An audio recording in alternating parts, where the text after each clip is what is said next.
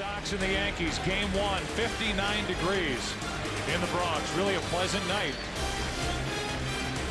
Wind at this moment doesn't appear to be too much of a factor, and Mike Messina able to blow into that pitching hand. And here is the lineup he will take on. A very good, dangerous, and well-balanced Boston lineup. Damon, Bellhorn, Ramirez, Ortiz, the DH, his big swipe in extra innings. In game 4 did it for the Boston Red Sox. Actually game 3 over Anaheim. Then Millar, Nixon, Veritek, Orlando Cabrera, and Billy Miller is batting ninth. He's the third baseman. Johnny Damon ready to go, and so are these fans.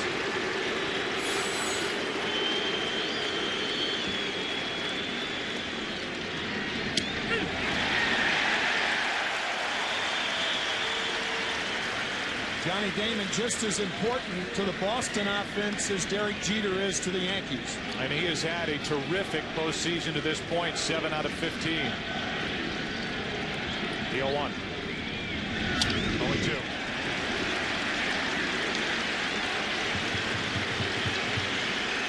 Damon, Bellhorn, and Ramirez for Terry Francona.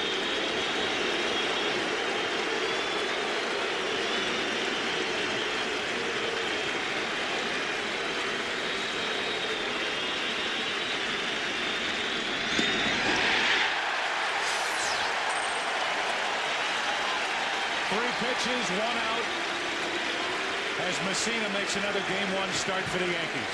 2 fastballs and then the knuckle curve. The Yankees did not have a 15-game winner and won 101 ball games. First team to ever do that.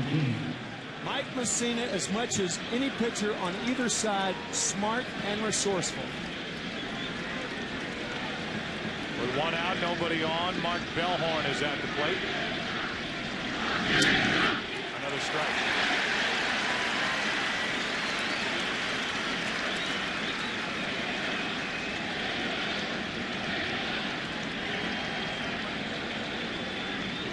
Bellhorn only 1 for 11 in the division series. Checks his swing. 1 ball, 1 strike.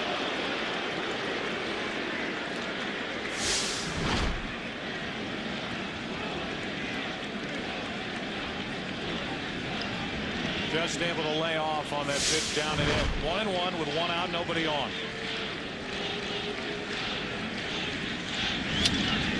On a line into center, Bernie Williams has it 2 out.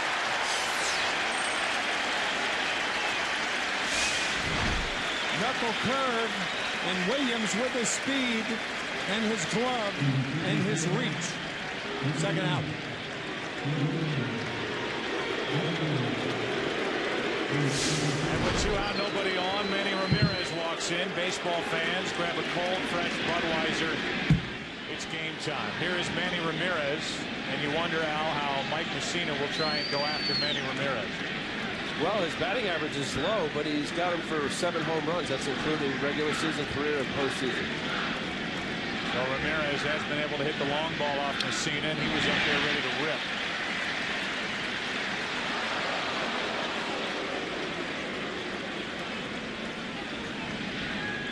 Combination of Ramirez and Ortiz in the divisional series, good for a .458 average, 2 homers, 11 RBIs. That 3-4 combination, a big reason why the Red Sox are here, and the 1-2 combination of Jeter and A-Rod, big reason why the Yankees are in the ALCS. I know you can't do it, but if you combine those 4 players, that'd be a pretty good first 4 hitters in the lineup. 2 out, nobody on, 1 ball, 1 strike. Pretty close, 2-1. These 2 just hit during the regular season, and it carried over. They did in the Anaheim Angels, and it was Ortiz who wanted, with that off Washburn, to dump Anaheim at Fenway. The 2-1.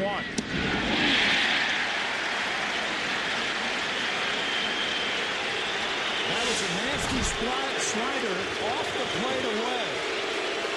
And down. Messina so far does not have to be smart and resourceful. Excellent stuff in the early going.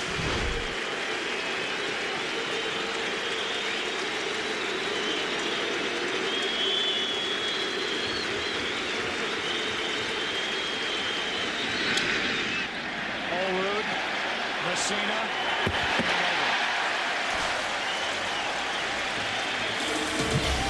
Schilling's turn. First inning, game one. And the Red Sox are trusting the touch of Curt Schilling, who is bothered by tendonitis in his right ankle, pitching with a short-acting anesthetic called Marcaine in that right ankle. It's taped up, it's supported. He'll try to go out and beat the Yankees tonight. Some touch in big games, too. Curt Schilling, a big game guy. He has certainly earned his shillings. High fastballs and low splitters. As a hitter, you feel like a bobblehead doll with the head going up and down and up and down. Jeter first up.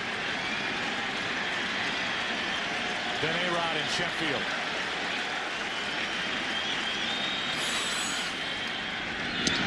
Strike one. Jeter during the regular season really came on and ended up hitting .292 during the division series, 6 out of 19 with a home run and 4 RBIs. Strike two.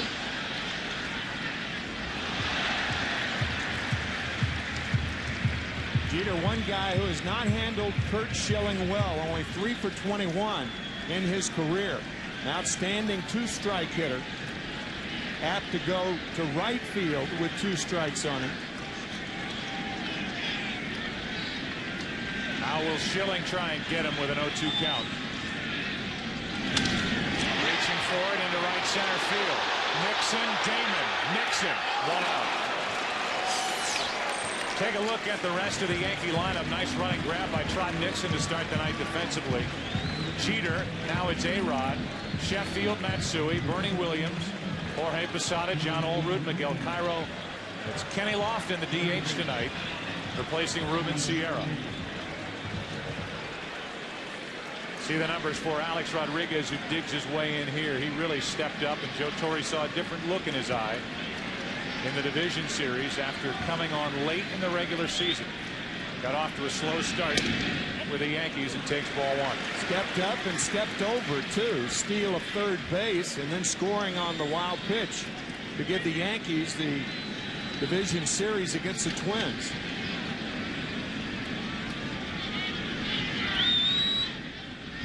That's hard hit but foul. 1 ball, 1 strike. You're watching Fox Sports, broadcasting in the world's finest high-definition standard. While this is a rematch of a year ago, there's so much more anticipation. There are so many new faces from the ALCS from 2003. Yet with the way last year's ended on the Aaron Boone home run, with the addition of Schilling and A-Rod for the Yankees, Folk, Flash Gordon, Sheffield, right on down the line. This matchup seemed predetermined, and here we are, inning 1 of game 1, wondering what's about to unfold over the next week.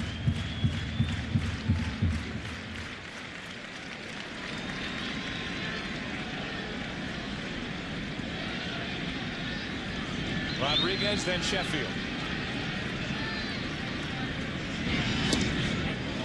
Just missed. 2-2. Where? That was the first quizzical look you've given me in our broadcast time together, Al Leiter. That's the pitcher in there. You liked the pitch. Schilling liked it, but Randy Marsh didn't. He's the home plate umpire. Full count. It's pitches like that. Certainly Schilling is a guy who's very established and a veteran player who can deal with it. But when you're facing such a great hitter such as A-Rod, you make your pitches that you work on weekly, daily, yearly, forever, and you make it and they miss it. It's frustrating. Sometimes it can carry on to the next pitch or two. Yeah, it's often said about teams 4 outs in an inning. You don't want to give a hitter like A-Rod 4 strikes in an at bat. It's a full count. Fastball away. Here hit it, and A-Rod does. This one easier for Nixon. 2 out. Well, you know Nixon's in right. Take a look at how Boston covers the field with tonight's Boston Red Sox defense, brought to you by State Farm. Ramirez, Damon, and Nixon in the outfield with Miller at third. Cabrera, Bellhorn, Millar, Veritek doing the catching for Schilling. And what a different team, especially defensively, this Red Sox ball club became when they picked up Orlando Cabrera, trading deadline day, and in essence switched Cabrera for Nomar Garciaparra. The 2 out, nobody on. Here's Sheffield right on top of the plate, takes a strike. That's Cabrera who has been the adhesive of this defense.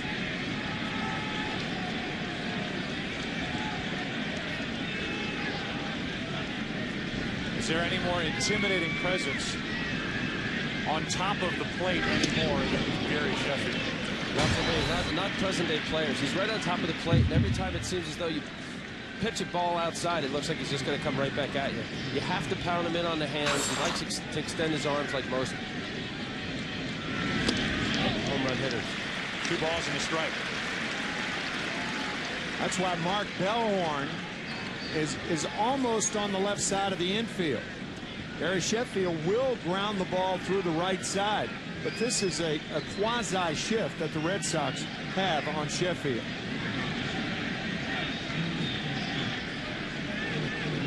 All that wiggling will make a guy tired if somebody doesn't want to pitch it, so Sheffield steps out.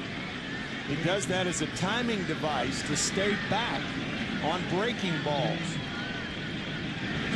Ends up on the count 3-1. Sheffield getting his first taste of this rivalry in the postseason.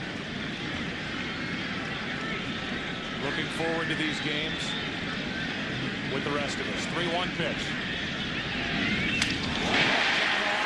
Fair into the corner.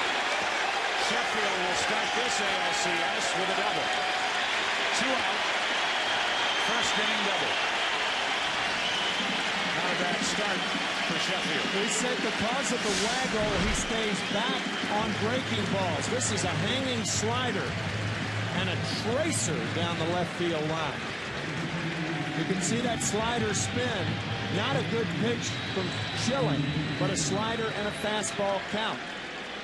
That's right, which 3-1 count for Schilling. Very well aware of Sheffield's capability with off-speed, up-out over the plate. But in a 3-1 count, in most instances early in the game, he's thinking Sheffield's looking fastball. He's got to freely strike to get to 3-2. He didn't get it. Now it's Matsui. Runner at second, 2 out. Yankees could take the lead with a hit. Ball for a strike. Hideki Matsui has slipped right into the cleanup role for Joe Torre, and he often gets overlooked. Look at the numbers he put up this season against the Red Sox. 361 average, the 18 RBIs, 18 of his 108.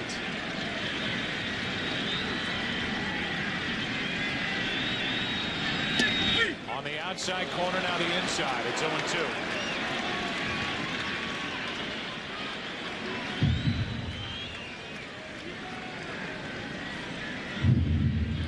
Schilling is retying the shoelace on that right shoe. A heavily taped right ankle. They've been toying with putting a metal rod in there for extra stability. He has that short-acting anesthetic Marcaine shot into that ankle to try to numb the pain, really, and that's really what it is. It's not a cortisone shot, but it's something that should wear off by the end of the night. Here's how he aggravated it late in the division series, game 1 out in Anaheim.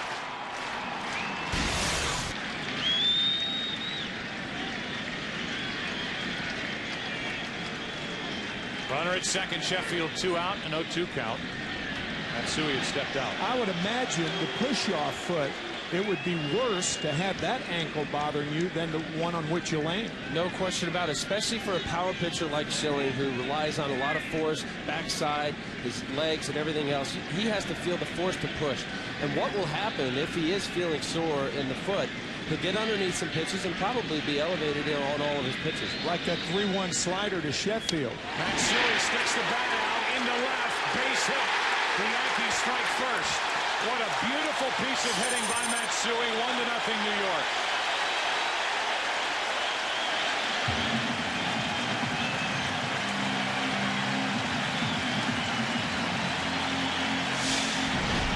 anytime you have an injury, such as maybe as minute as an ankle, you want to make sure that you still have the same delivery. I'm not quite sure how much Kurt pushes off, but here's a good split, a great split, down and away, in the dirt, clearly a ball. And Matsui, great hitting. Hit that ball with one hand to give the Yankees the lead. Matsui continues to kill the Red Sox. A little floater that dropped in. It goes as an RBI double.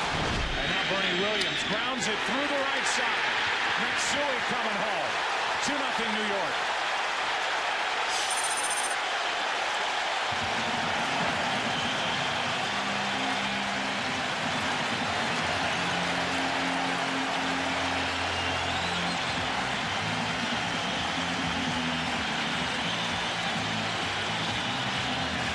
Schilling retiring Jeter and Rodriguez, and 3 two-out hits.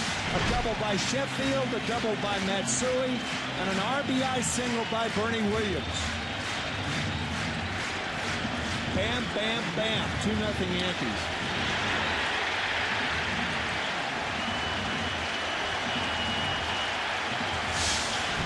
The Yankees the best in the American League this season, and they score first.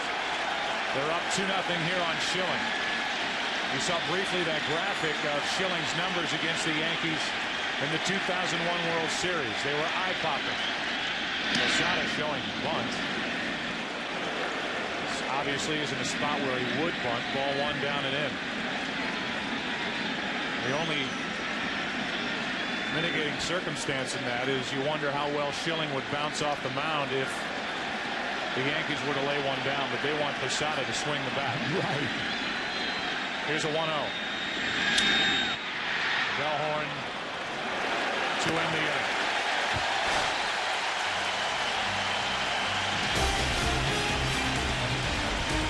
Two-0 Yankees after 1. Curt Schilling takes a seat in the dugout. He gave up 2 runs in the first inning. And Mike Messina put it to work. He had a perfect first inning.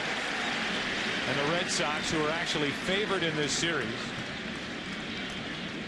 trail 2-0 after 1. It's Ortiz, Millar, and then Nixon.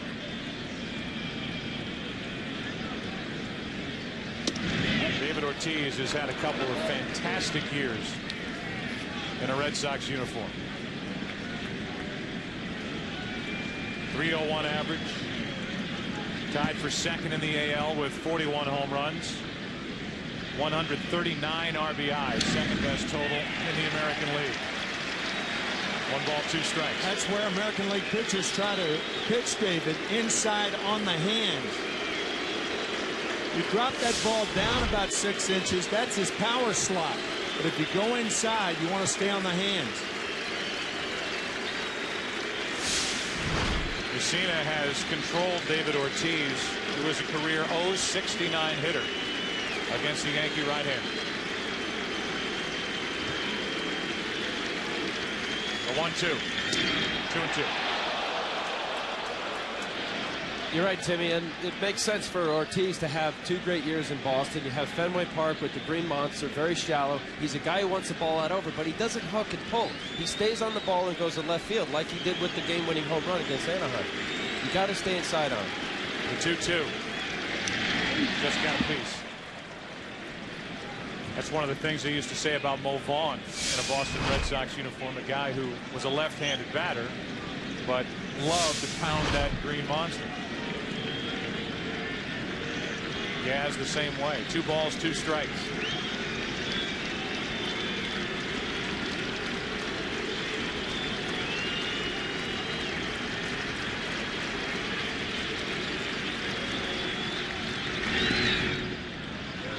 Now full count.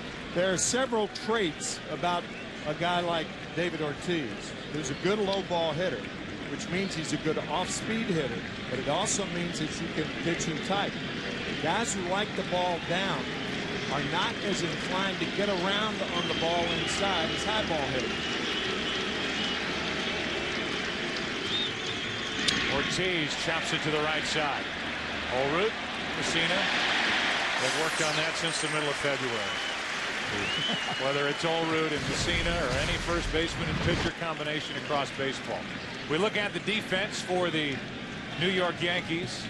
See how they cover the field. It's brought to you by State Farm. Matsui, Williams, Sheffield, Rodriguez, Jeter. See what he's done in his career in ALCS play. Cairo, Olrud with Posada catching Messina. 4 have been to the plate, 4 have been retired. Here's Millar.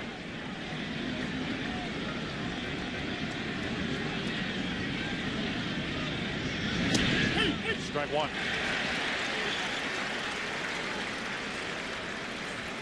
Millar has feasted on Yankee pitching. Last 8 games against the Yankees, hitting .500, 13 out of 26 with 4 home runs. The 0-1. Left side from the hole. It's Jeter. Long throw. Nothing to it. 2 out.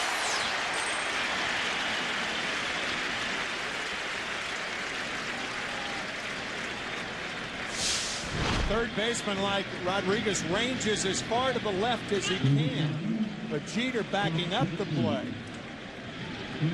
A-Rod just keeps right on going to clear the pad for Jeter. Relatively easy play. It's good to see Jeter finally not look nervous in the postseason.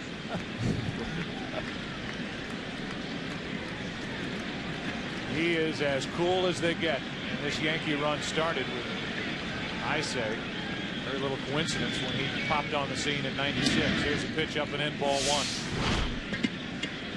And it may be October, but you never know. It looks like the middle of April on his face. Jeter, a guy who has 2 of the calmest eyes under pressure of any athlete I've seen. Nixon pops it up left side. Messina off to a perfect start. Those calm eyes help Jeter pull it in. 1, 2, 3 go the Red Sox in the second. The Yankees got a couple in the first. Matsui drove in the first.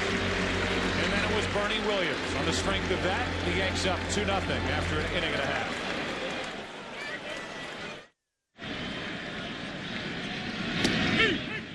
John Olrud starts it for New York. Bottom to second. 2-0 Yankees on top. Cairo and Lofton will follow against Curt Schilling. There are the numbers this postseason for Olrud. 1 ball, 1 strike. Olrud ended up playing in 49 games with the Yankees after they picked him up.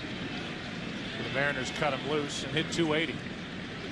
Compared to what's happened tonight to what happened during the entire World Series action for Schilling against the Yankees.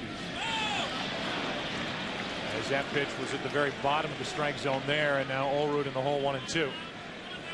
Here's a patient hitter. Former teammate of yours, Al. Yes, in 2 places, Toronto and with the Mets. A great guy. Trying to get something started for the Yankees on 1 and 2. Just spoiling it. Well, if my math is right, 21 pitches in the first inning, 5 innings, he'd have 105 pitches. So what do you think? So far so good. If you talk about the Yankees in our open, trying to be patient, trying to work the count, trying to get the pitch count for Schilling up. They did so and picked up 2 runs in the first inning. That is just inside. Schilling doesn't get the call again, and it's 2 and 2.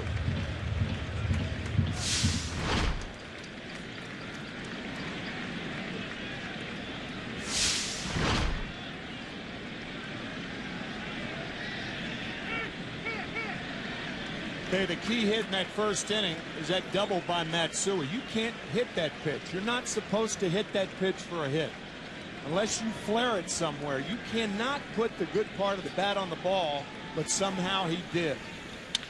Olrud gets a rip, but grounds it right at Bellhorn. 1 out.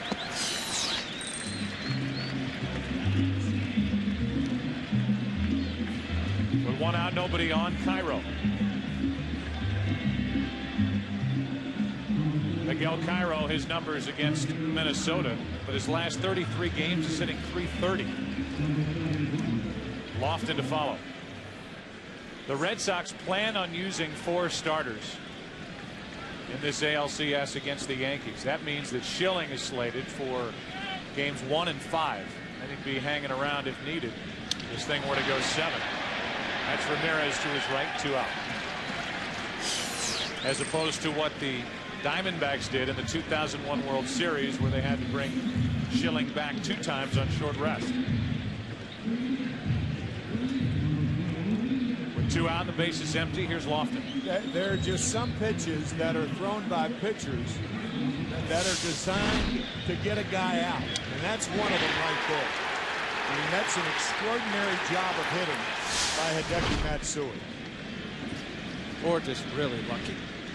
I think, you know why I think it's more than luck?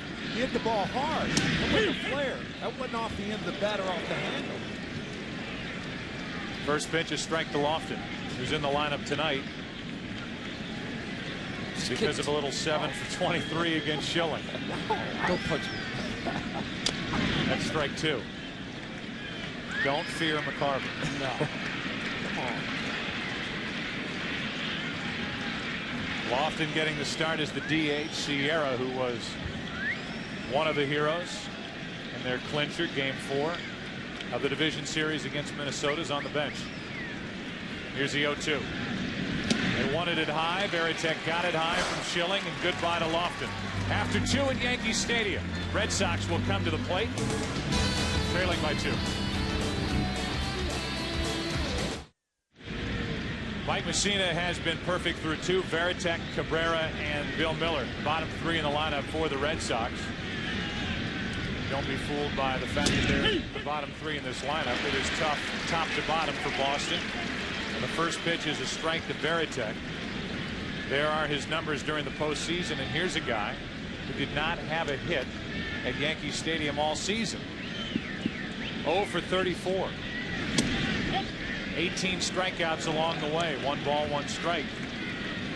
And this is a guy, Al, that Tim and I have remarked over the past couple of years. Any team would love to have a switch hitting catcher, a leader, an absolute rock behind the plate. And he's a guy who has had one big hit after another for the Red Sox in his time there. Who every pitcher on this staff appreciates and cares about so much. I was talking with Dave Wallace, the pitching coach for the Red Sox, and saying he takes every pitch in scatter report, sits down with the pitchers and realizes, hey, we're in this together. I'm going to call a good game. Let's execute. 3 balls and a strike from Messina. And every pitcher, that's all you could ask for, is for a catcher who really gets into understanding that if you're not going to get hits, contribute behind the plate. He was right in the middle of 2 bench clearing brawls between these 2 teams this season as he floats one into left for out number 1. And with 1 out, Varitek heads back to the dugout. The number 8 hitter Cabrera will come to the plate. Throughout the league championship series, we're going to identify a key matchup in the game and determine who holds the direct TV advantage. We compare the last 2 years of the Yankees and the Red Sox. They've met 45 times, and you see how evenly split those games are. 23-22 Red Sox. But the Red Sox and their fans couldn't care less about that top figure. All they are hung up on, and with good reason, is 4 wins for the Yankees, 3 wins for the Red Sox in last year's ALCS. Here's Cabrera. Takes a strike.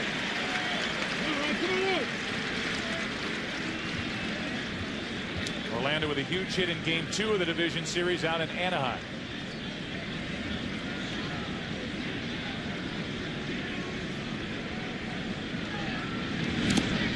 One ball, 1 strike.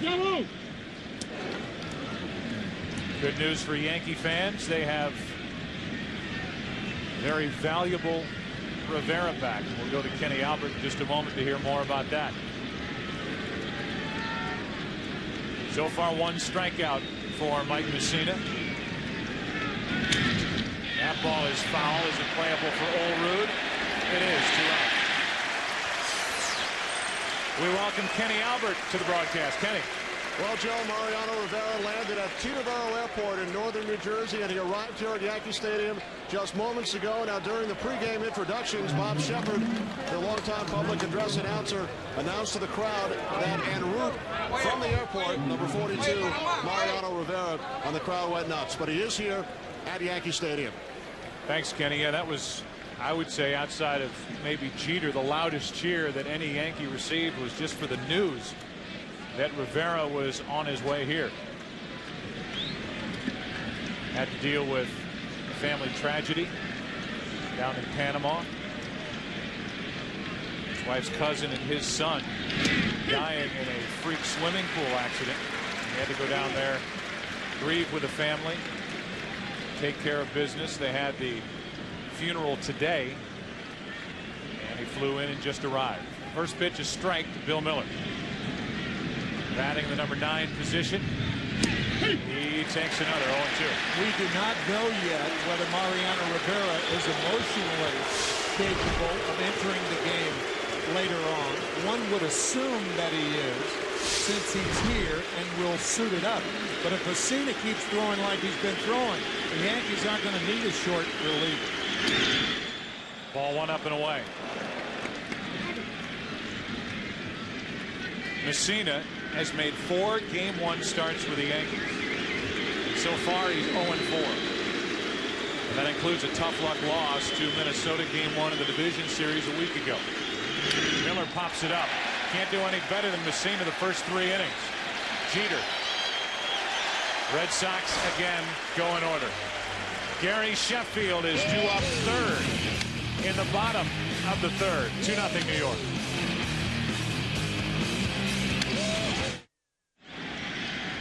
Top of the order for the Yankees, Jeter, Rodriguez, and Sheffield. Derek Jeter flying to right his first time up. Schilling got into first inning 2-out trouble. Sheffield doubled. Matsui doubled on a nasty pitch. And then Bernie Williams drove home Matsui. The only run so far tonight. Ball 1 to Jeter. The Yankees have lost Game 1 of their last 4 postseason series. Lead here tonight, 2-0. Into center, a leadoff hit for Jeter. Here's A-Rod. That was an identical slider that Gary Sheffield hit. Sheffield's was up a little bit more. But that breaking ball of Schilling thus far is just rolling up there. There's no bite to it. Good pitch there, and Rodriguez misses at strike 1. Everybody said Alex Rodriguez had to prove himself in the postseason in his first season with the Yankees, and he certainly did against Minnesota.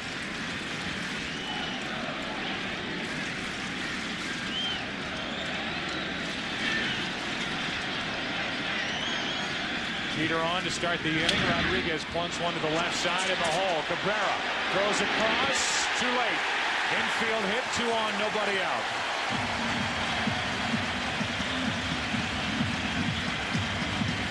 Too much to do for Orlando Cabrera. He had too far to range. Jumping and the throw toward the home plate side. And Millar misses the tag.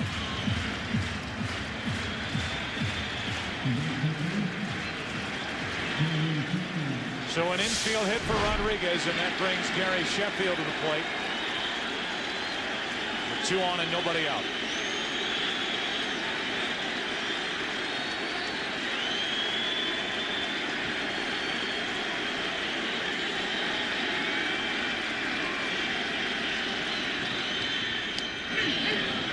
Fastball for strike 1.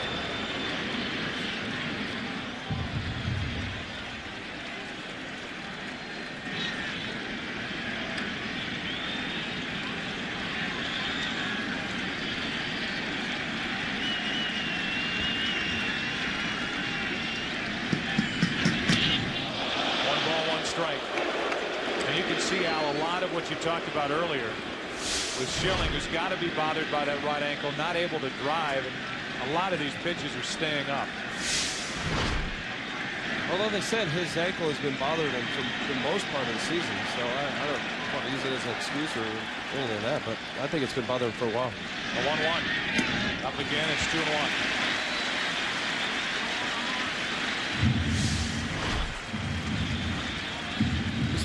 For power pitch, you got to really work the backside, and if it is bothering him as much as what's been said, He's got to be able to push off, and it looks right now he's very timid on the backside and not being able to push off. But for Schilling, he's got to have his backside. He's got to use his legs better than what that would show. 2 balls and a strike on Sheffield. Schilling in third and in trouble, falls further behind. Which would probably explain Curt Schilling gets right-handed batters 60% of the time he throws fastballs, 20% of the time he uses his split, 7% of his slider and curve. And my point is that if he's using his curveball and slider more often than his split, he's either not feeling comfortable or something is wrong. Behind on the count to Sheffield, 3-1. And that's a strike on the outside corner. Full count.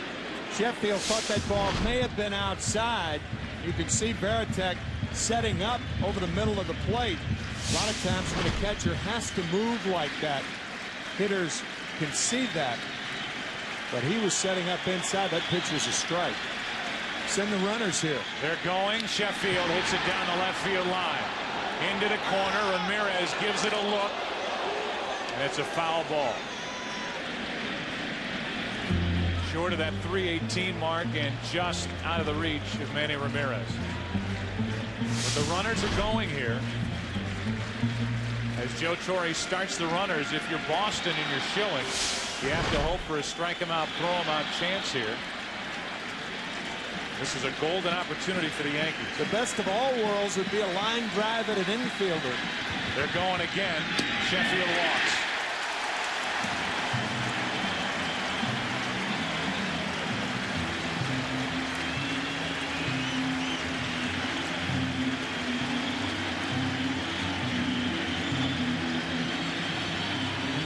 For as good as Schilling is, he prepares as well as any pitcher in baseball as far as video and everything else. These are splits.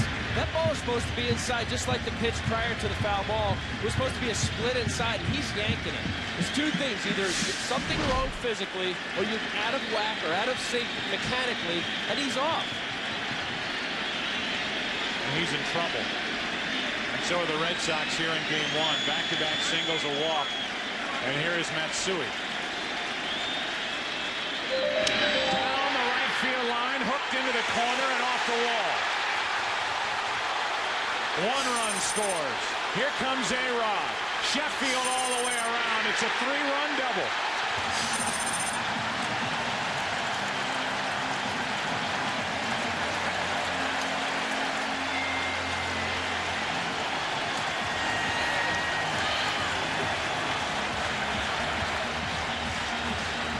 Bedlam in the Bronx.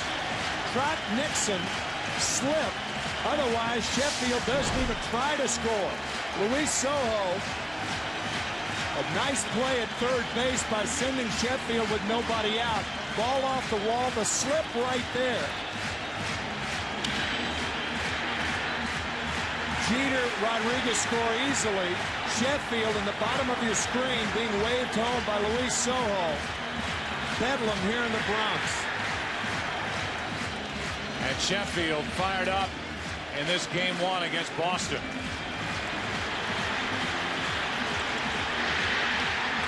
That was a backdoor cutter that Schilling missed by 2 feet. But Matsui didn't. Still nobody out. Matsui at second and Bernie Williams at the plate.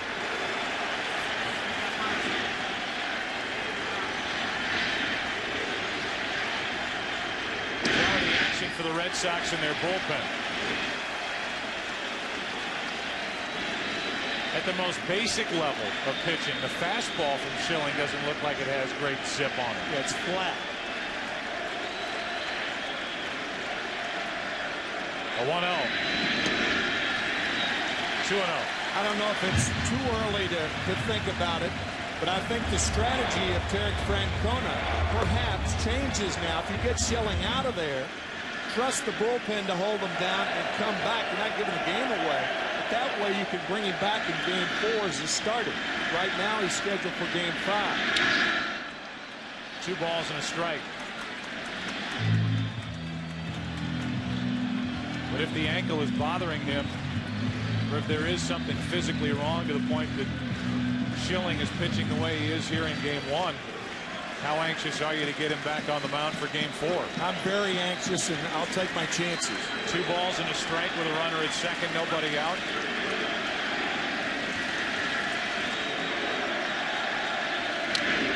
That advances the runner to third. Bellhorn, good play for the first out.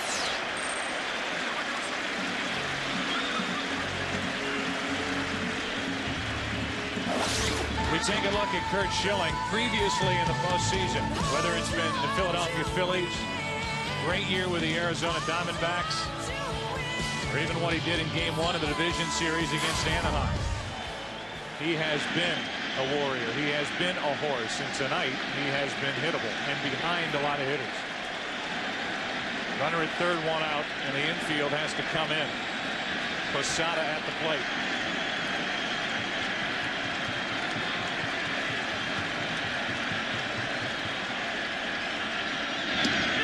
Strike 1.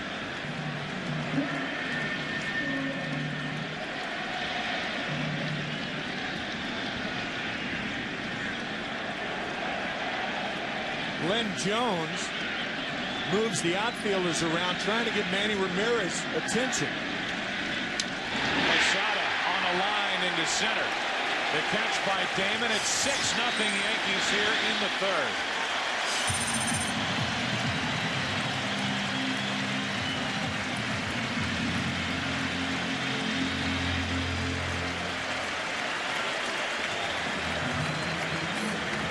With the bases empty, 2 out, Olerud will be the hitter. The first 4 reach, and all 4 have come around to score. The Red Sox, who have faith in their offense, have yet to have a base runner. But if there's one team that you know won't panic, down 6-0, even in this atmosphere, it's the Boston Red Sox. You think back to July 24th, when Bill Miller hit a 3-run home run to win it, 11-10. Red Sox were down by 7 in that game at one time.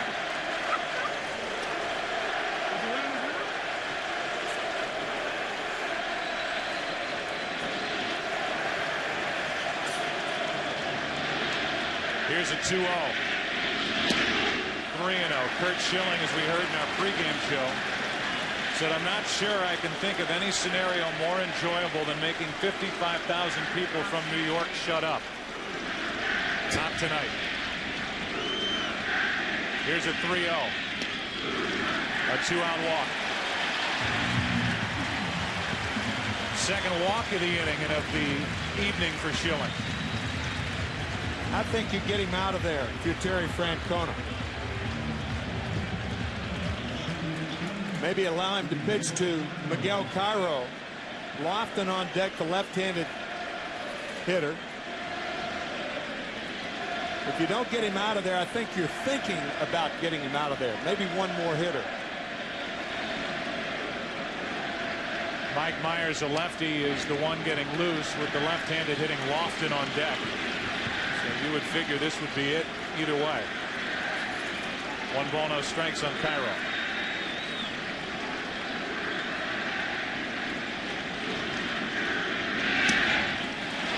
2-0. So you're conceding the game? Is that what that is? No, I'm not. I'm conceding the fact that Curt Schilling should be out of the game. I'm not conceding anything. Come on, brother. Would you leave him in there, Al? No. So you're conceding the game?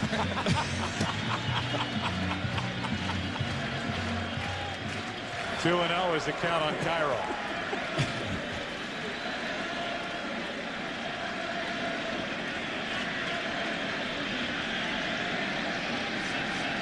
A chant of "Who's Your Daddy" was heard moments ago from this crowd at Yankee Stadium.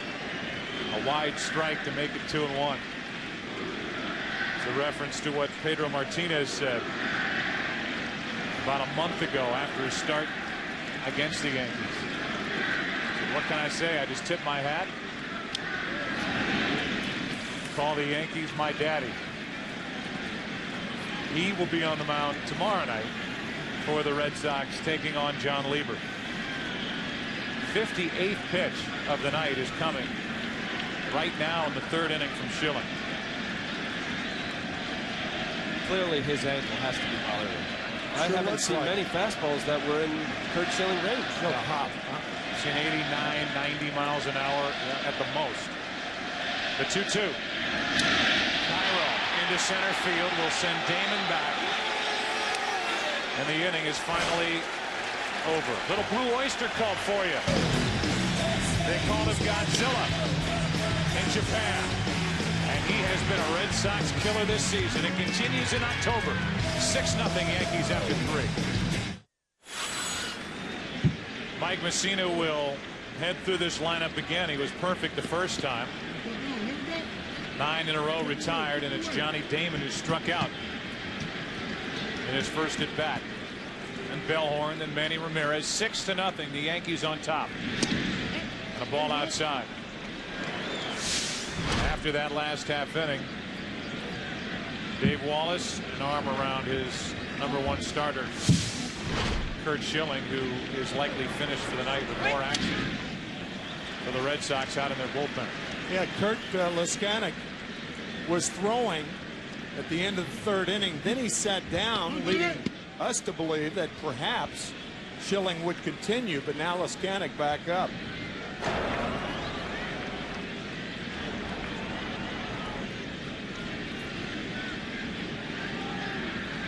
Damon trying to become the first base runner of the night for the Red Sox in the hole 1 and 2. If you haven't noticed, Johnny Damon has solidified his spot as one of the best leadoff hitters in the game. How about 94 RBIs? He had 20 home runs, had an average over 300, and was 6th in the American League with 189 hits. Also stole 19 bases. 2 and 2. Thing that makes him such a tough out is, unlike most hitters with 2 strikes, Damon is a threat. Half of those 189 hits were with 2 strikes on him. He led the majors with 2-strike hits. He had 90 of them this year. Trying to get one here, and he is able to wait and lay off that pitch. Full count. This season, Johnny Damon has accomplished all of this. Second most runs in the American League, 20 home runs, a career high. 355 average with runners in scoring position. A lot of pop, a lot of production out of the leadoff spot for Terry Francona. That's on the inside corner, 1 out.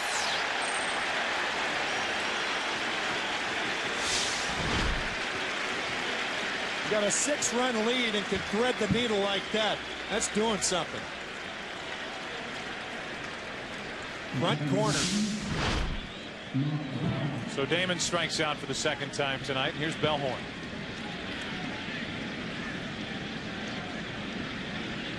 Bellhorn hit it rather hard in the first inning, but lined out to Bernie Williams in center. Ball 1.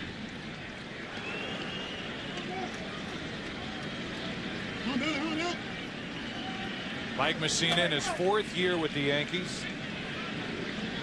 The timing has been such that Mussina is still searching for his first ring. And there's no doubt that he is the guy this season in the rotation for the Yankees. This postseason, he does not have the backup that he had last year with Wells. He was in San Diego. Clemens with the Astros. Same for Petty. So count goes to 2-1 on Bellhorn. Only one active pitcher has thrown more innings than Mike Mussina and not received a World Championship ring. Jamie Moyer of Seattle.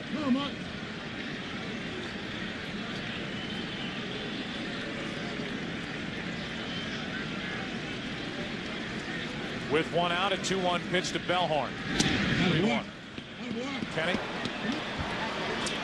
Well, Joe, in his last 4 starts, Mike Mussina has been matched up with Pedro Martinez twice and Johan Santana twice. He said yesterday facing other top-of-the-rotation starters helps him prepare for games such as tonight's. Thanks, Kenny. And he's matched up tonight against Curt Schilling. 3-1 pitch. Full count. That was one of the few hittable balls that the Red Sox have had. A 3-1 fastball right down the pipe. Well, the score has a lot to do with that. The 3-1 count, he's not trying to walk him. He's going to go outer half, like he did. Perhaps Bellhorn missed it. But the most difficult thing in a disparity of a 6-0 game like this is that Lucino, whoever's on the low end of it, has to continue to pitch. It's on the outside corner, back-to-back, called third strikes with Damon and Bellhorn. The League Championship Series on Fox, brought to you by Budweiser. Grab a cold, fresh Budweiser. It's game time. Went inside to Damon and away to Bellhorn. 2 out.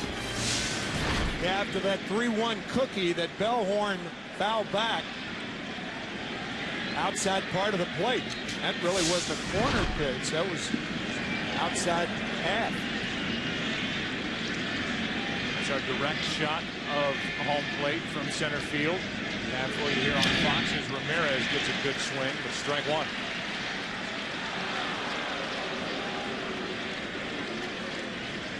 Generally speaking, if your team trails by 6 or 7 runs in the middle innings, it's easier to hit because more pitches become predictable.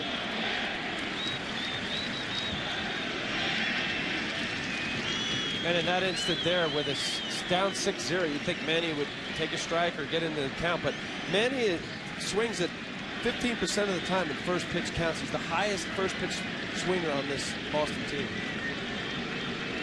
Even with the score 6-0, and he almost walked right into that pitch.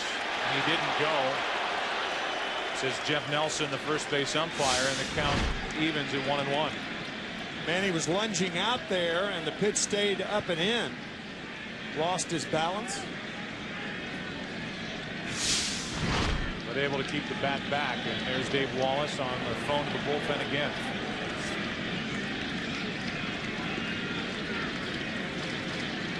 Here's a 1-1 on the outside corner, 1-2. You put those 2 pitches back to back, they belong together. The up and in fastball, and then the fastball low and away. Textbook pitching. Yes, sir.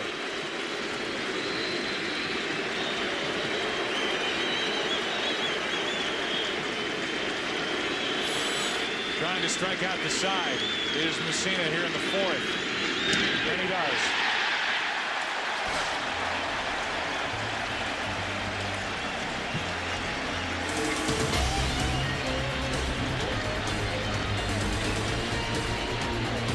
That look says a lot. 6-0 New York.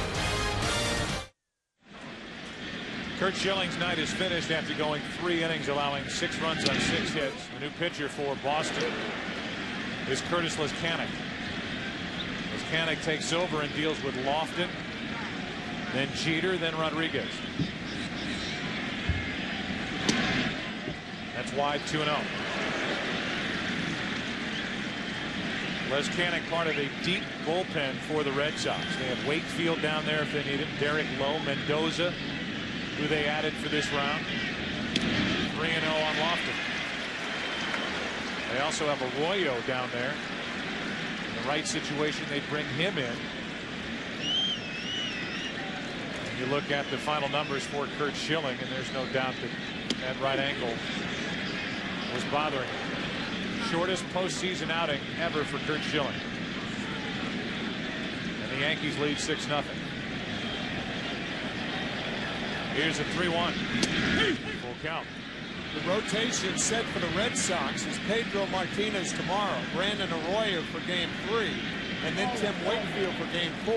But because of the early exit, the Red Sox do have the luxury, if you will, bringing back Schilling for game 4 and keeping Wakefield in the bullpen. I don't know whether they'll do that, but now this short outing, I mean, you're trying to just see whether the glass is half full instead of half empty. 3 balls, 2 strikes on Lofton.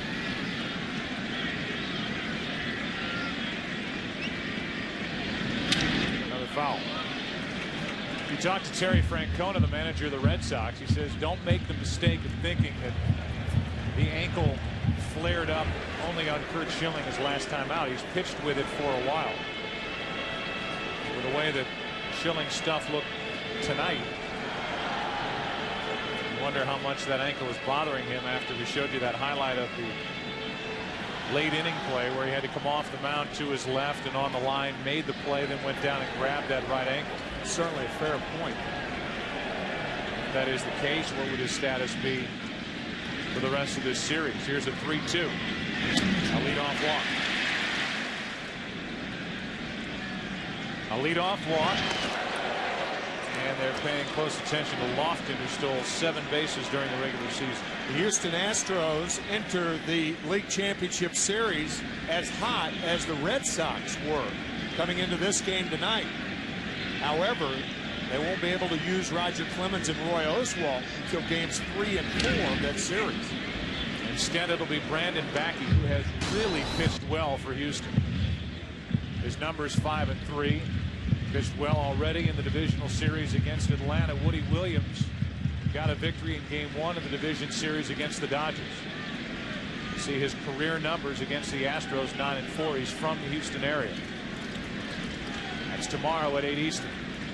Either on Fox or on your FSN affiliate. 0-1 is the count on Jeter, and more attention paid to Lofton over at first. Well, if this is ever a spot to show the respect of what the Yankees have for the Red Sox offense, here Jeter tried to bunt to move Lofton to second, put him in scoring position with a 6-0 lead. Probably remembering that game on July 24th when they had the 7-run lead and lost it 11-10 on the 3-run homer by Miller.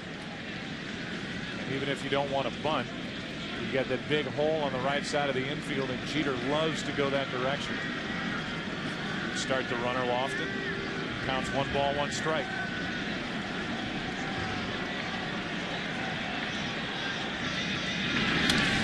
Strike 2 on Jeter. 93 miles per hour from Leskanic.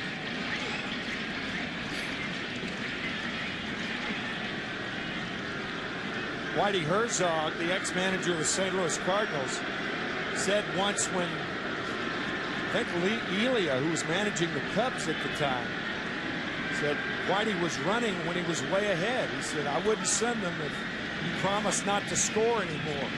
That was Roger Craig of the Giants. Was it Roger of the Giants? Jeter checks it 2-2.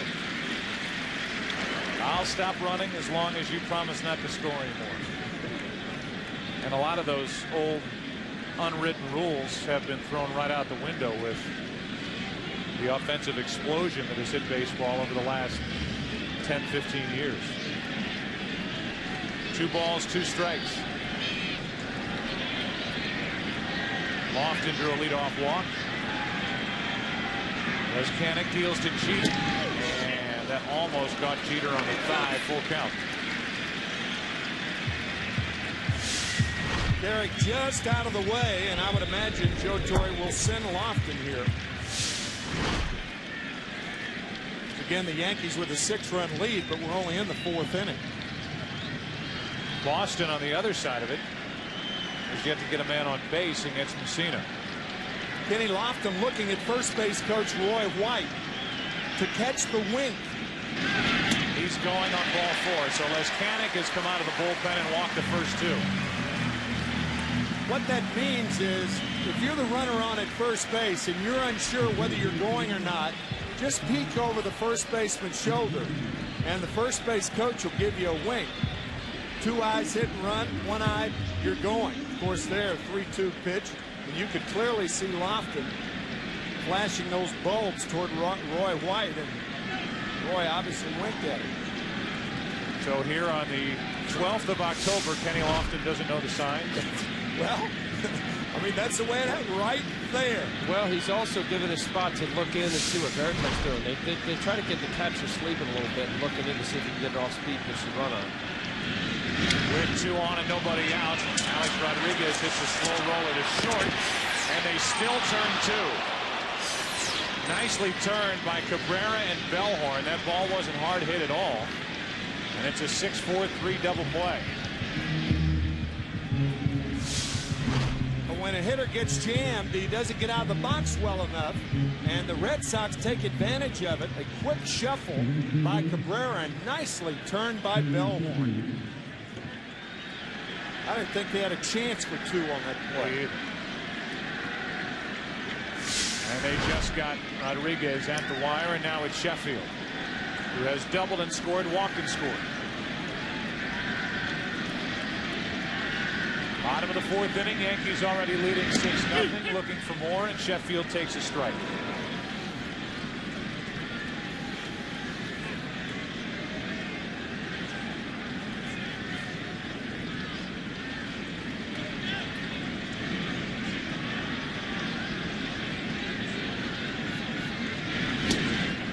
One ball, one strike.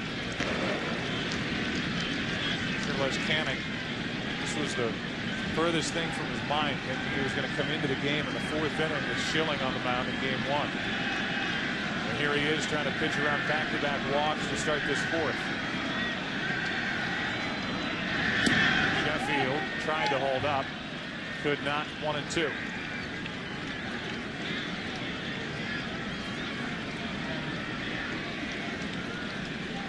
Pedro Martinez and John Lieber in game two. So far, the Yankees are getting all they could have hoped for from Messina, who in the fifth inning will deal with Ortiz, Millar, and Nixon.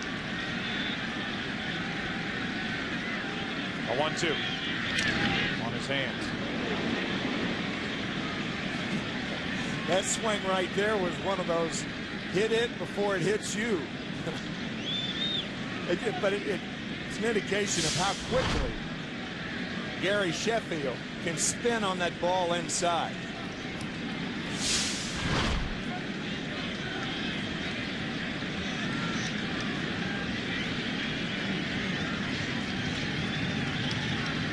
Lofton the runner at third, 2 out, and Sheffield took ball 2-2.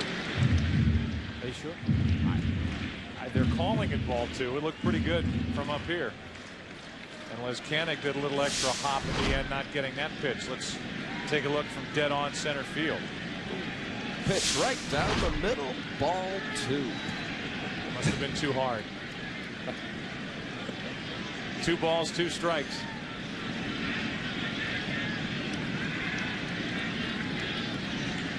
So Sheffield gets an extra pitch at least to try to hammer from Leskanic. Runner at third, 2 down, and that's 2 wide. Full count. Ramiro Mendoza getting loose for Boston. Got that guy lingering on deck again. The guy with 4 RBIs, 2 doubles. Matsui.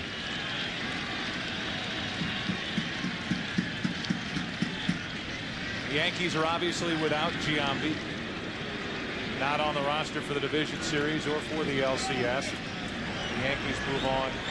Don't expect him to be on the active roster for the World Series either. Matsui has been cleaning up. Sheffield strikes out, and that'll do it. Leskanic gets around the 2 walks. 6-0. Back after this from your local Fox station. First pitch is in for a strike to David Ortiz. So far, no base runners for the Red Sox. And Messina along the way has made some perfect deliveries. The inside part and the outside part, changing speeds, controlling his breaking ball, a good sip on his fastball. He's 1-1 on Ortiz, who grounded out to the right side his first time up. And one of those keys, Joe, to get 3 Red Sox in a row at the top of the order taking a called third strike. Damon, Bellhorn, Ramirez.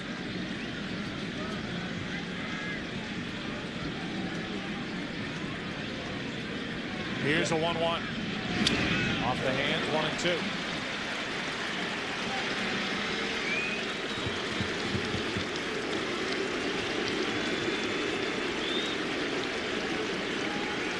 More moose calls for Mike Messina here in the 5th. Messina so far has made it look very easy against a very dangerous Red Sox lineup. Ortiz vulnerable inside right now. Best time to jam hitters with 2 strikes.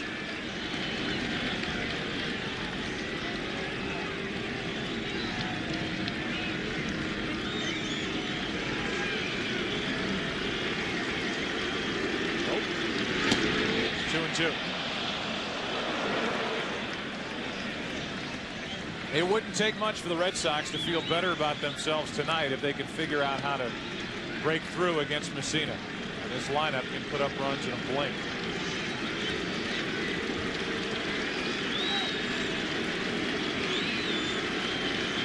Messina making Ortiz wait. David has waited long enough.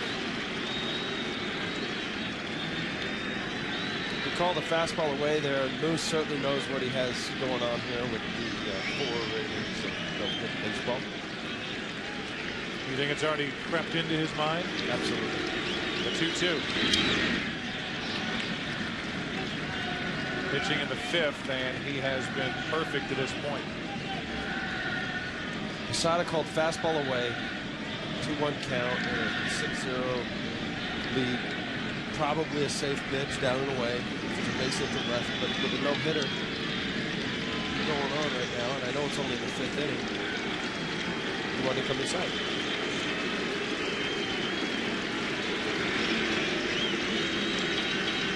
Knuckle curve again. On 2-2. Ortiz takes ball 3.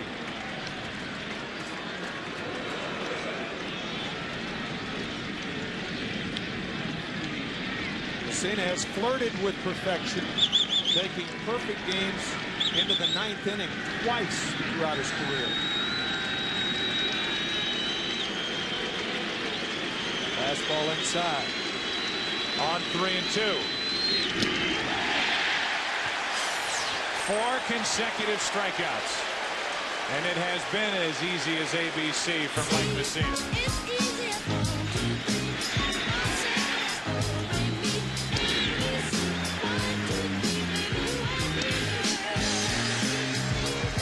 Three called third strikes in the 4th inning.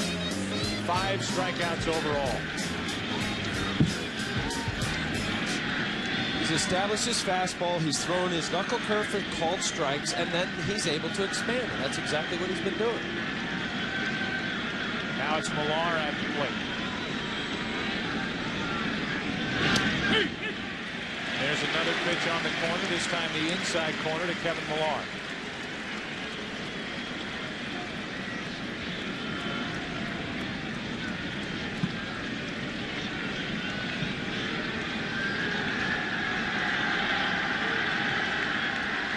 Thinking about that perfect game right now. You're right, Al. It's 0-2. He is really taking charge in the 5th inning, coming out and shaking off Posada at will. That's the way it should be. But Messina, very, very aggressive right now. He is pitching like it's a 1-0 game.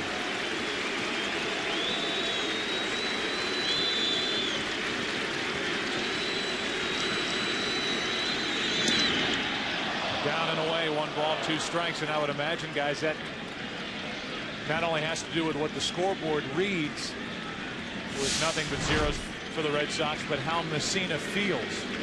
And he feels terrific tonight, that's obvious.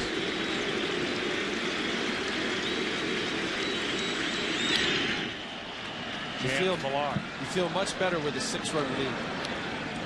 I would imagine. A little more relaxed on that 2-0 fastball latter half.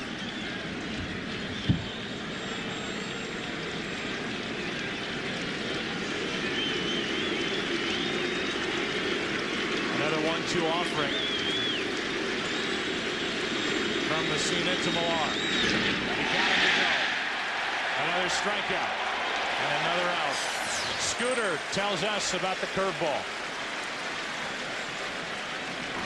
Scooter, you know, a sweeping curveball can save my gorgeous face from getting smacked. I scoop from one side of the plate to the other and drop down at the same time. So remember, a sweeping curveball sweeps right over home plate.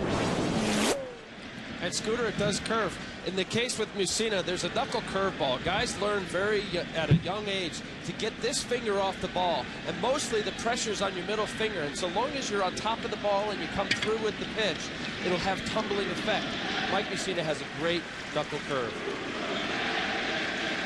So now with 2 out and nobody on, more Who's Your Daddy from this crowd, and that is consecutive strikeouts. Here, see his index finger off the ball. He's across what is considered the two-seam part of the off the ball, and it's all off his middle finger. Making very good hitters look bad tonight. Another perfect inning and a perfect night so far from Messina. Halfway through game 1, 6-0 New York.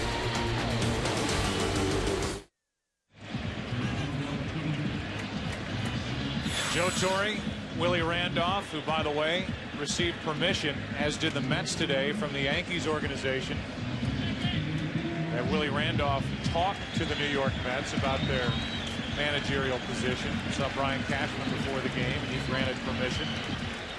And Joe Torre and the Yankees have been talking about Willie Randolph deserving that opportunity, and hopefully for Willie that will come along. Bottom of the 5th inning. Hideki Matsui is at the plate, and he's driven home 4 runs tonight. Off the end of the bat, Ramirez back on the track for out number 1 with the new pitcher Mendoza in the middle of the diamond for the Red Sox, and that gets a smile and a sigh of relief from Ramirez. Ramiro Mendoza, a former Yankee. When you talk about being locked in at Matsui, he hit an unhittable pitch in the 1st inning. He hit a rocket that hit the wall to drive in 3 runs and clear the bases. And he hit that ball off the end of the bat to the wall. 3 great at bats by the former Japanese superstar Hideki Matsui. Bernie Williams is 1 for 2 with an RBI single and a ground out. Ball 1. Mendoza was added to the active roster as Mariano Rivera gets a great reaction from these very aware fans here at Yankee Stadium. It's been a rough couple of days for Mariano and his family.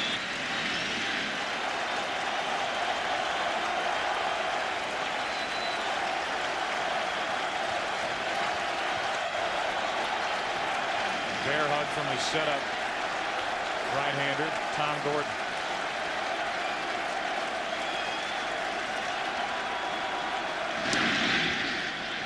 Two balls and a strike on Bernie Williams.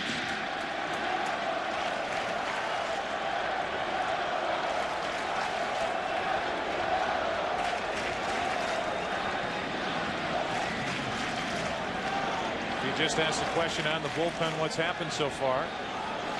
There's a 2-run first and a 4-run third. Curt Schilling lasted only 3.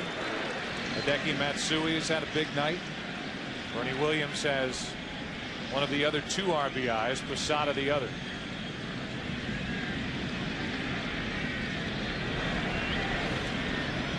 Here's a 3-1 for Mendoza.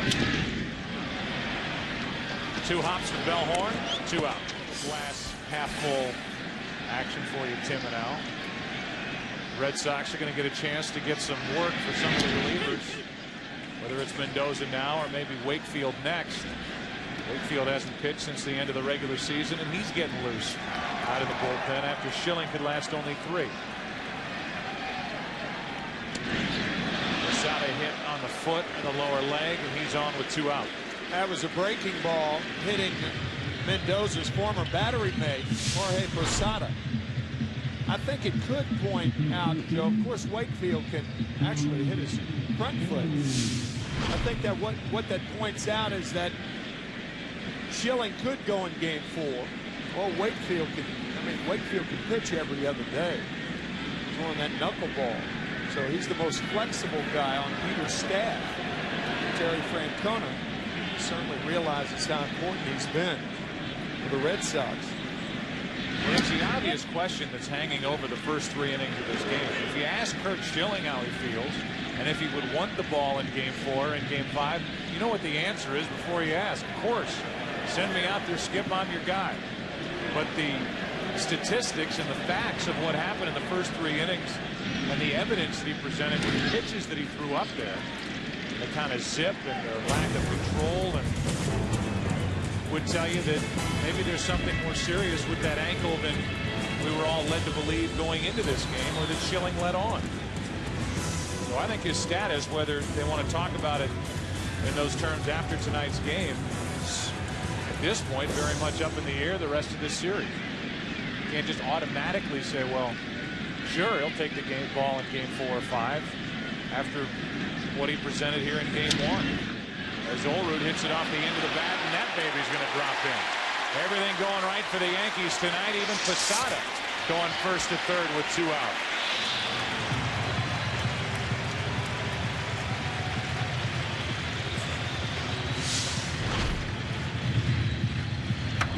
It's just sinker down and away. John going with it like he's done for 10, 12 years. And it's very, very reminiscent of what I've seen as a teammate for many years. You guys with me on that last thing or not? Well, I just think that it gives the Red Sox the flexibility to come back with him in game 4 and then game 7. I don't know how serious the ankle is. Certainly from the way through tonight, it was hurting him tonight. But it gives them the flexibility. I mean, they can do it. I mean, Curt Schilling, even though he didn't prove it tonight, at 85% is better than most guys at 100%. And he certainly didn't prove that tonight, but that's something I think the Red Sox have to determine over the next several days. 2-0 is the count.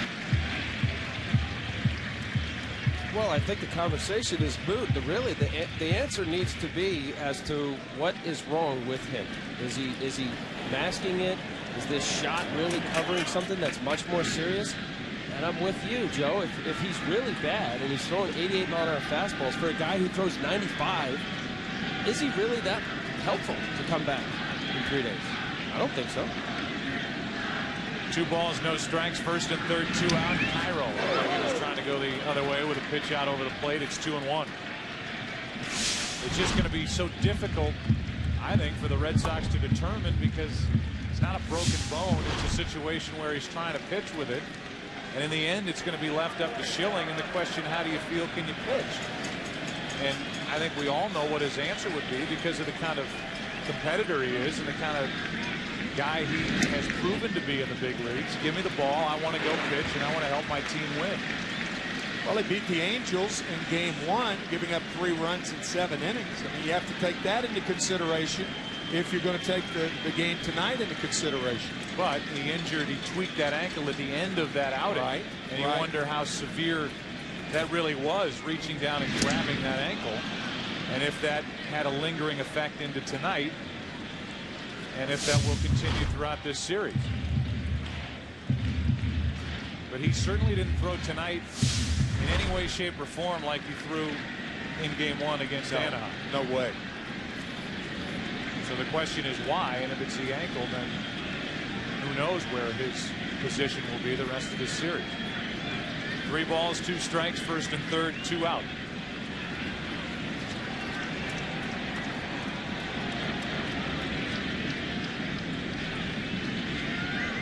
Runner goes, line drive to Cabrera. The inning is over.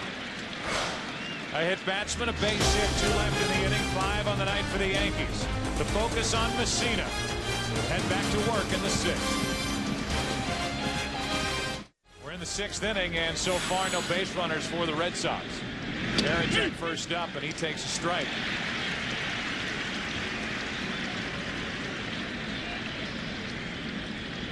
Varitek, Cabrera, and Miller, the bottom 3 in the lineup for Boston.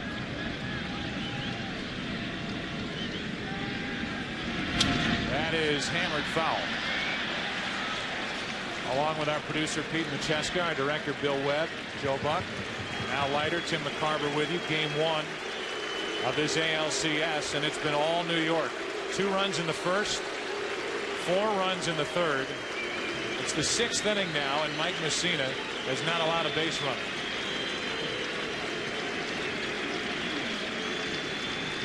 Varitek fly to left, his first time up. Ball 1. Talk about odds. Jason Varitek is 0 for 35 at Yankee Stadium this year, and Mike Messina has a perfect game in the 6th inning. He's also struck out 18 times here this year. Messina has him set up at a ball and 2 strikes. Messina has struck out 6, including 5 in a row. Another. Varitek is gone, and that's strikeout number 7.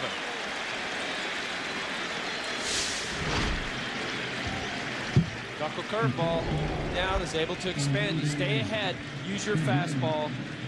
Like Tim said earlier with the scouting report, 4 corners with Messina's fastball. Now they have to be defensive. And in this case, how quickly this curveball is dropping. It's a defensive swing. Just like bingo. Four corners from Messina.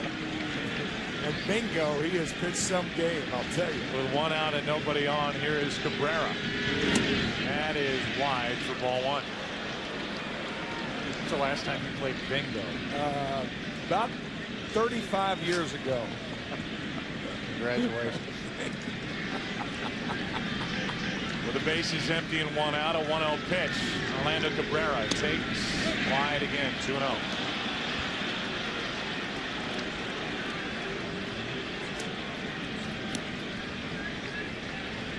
This pitch right here will say a lot whether Moose thinks he's got a shot at no-hitter. This is a fastball hitter and a fastball count, 2-0.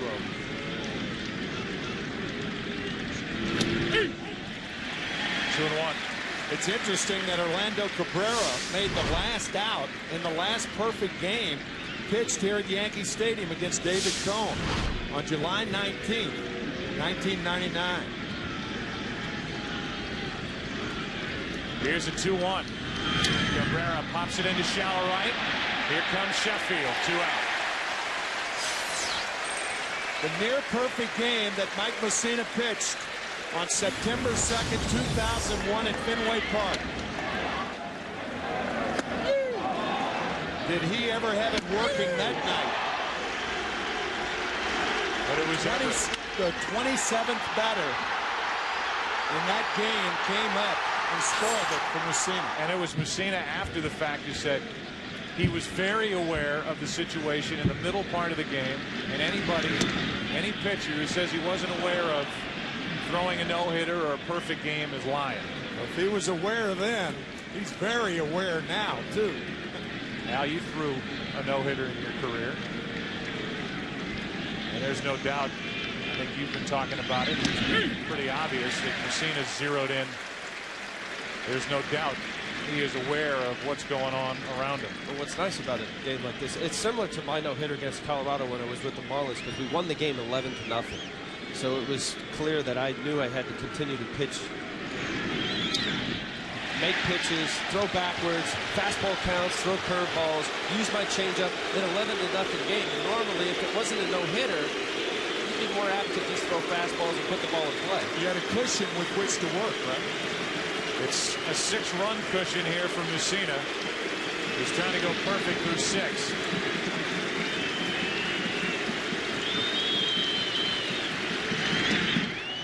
Miller wouldn't bite. Bill popped out his first time up.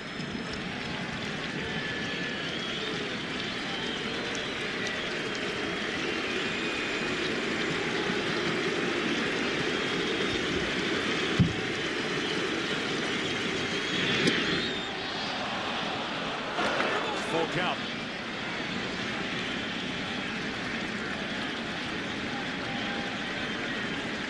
What are you calling, Tim? Fastball. What's a no-hitter? What are you throwing? I throw a hook. Here's a 3-2.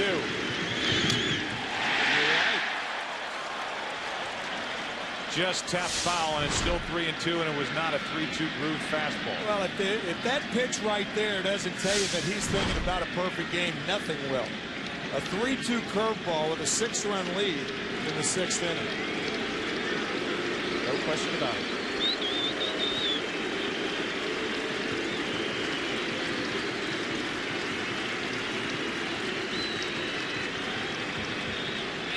Seven strikeouts.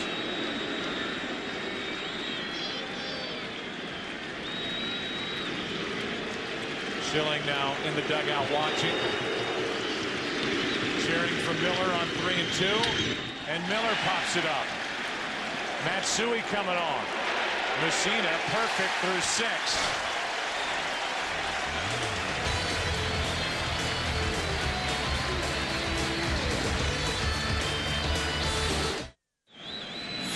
Fourth pitcher of the night for Boston, it's Tim Wakefield, the knuckleballer who right now is scheduled to start game 4, and he is working with a catcher in Jason Varitek, who doesn't typically catch him, rarely catches him. His usual battery mate is Doug Mirabelli. Hey, it's terrifying too. When you're not used to catching a knuckleball pitcher, and all of a sudden in postseason play, I don't care what the score is, you're forced into that position. Nightmarish. 2 balls and a strike on Lofton.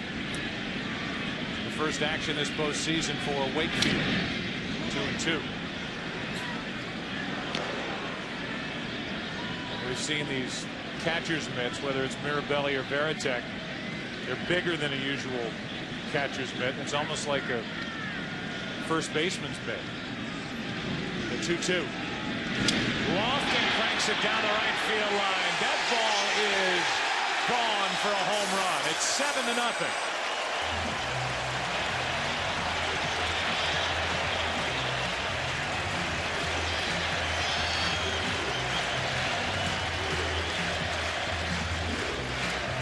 So Wakefield, who gave up the series clinching home run to Aaron Boone in the 11th inning of game 7 last year right here, comes in game 1 in relief and gives up a home run to the leadoff hitter Lofton to start the 6th.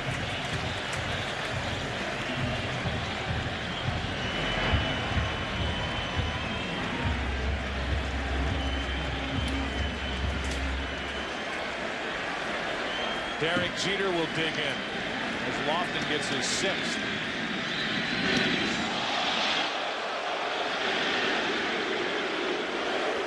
Calm down, folks. It was a knuckleball.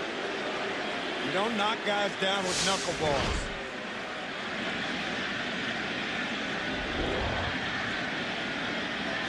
Here's a 1-0. Up and in again. 2 balls, no strikes. Had the Red Sox won last year's ALCS, the guy on the mound right now could very well have been the MVP of that series. Wakefield was terrific. Had to come on in relief and threw a knuckleball that didn't knuckle to Aaron Boone, and he ended it in game 7. 3-1 on Jeter.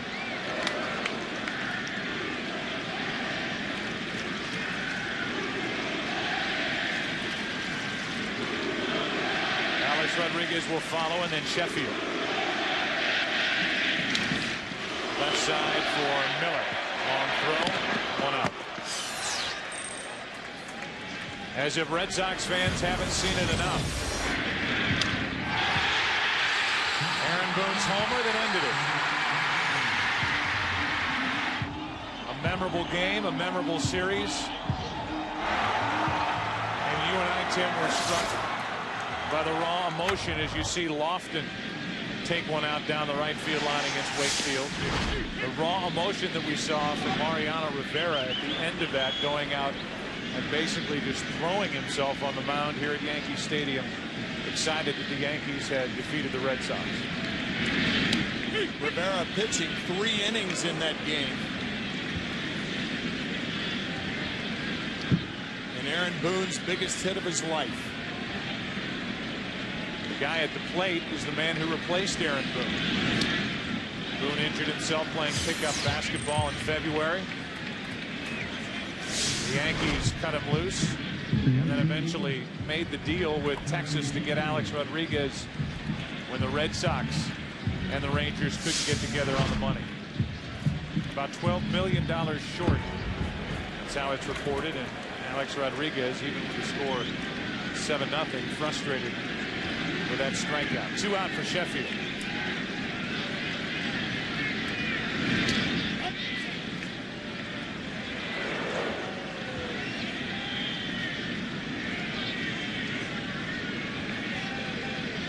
Sheffield has doubled, walked, struck out It's 2-0 here.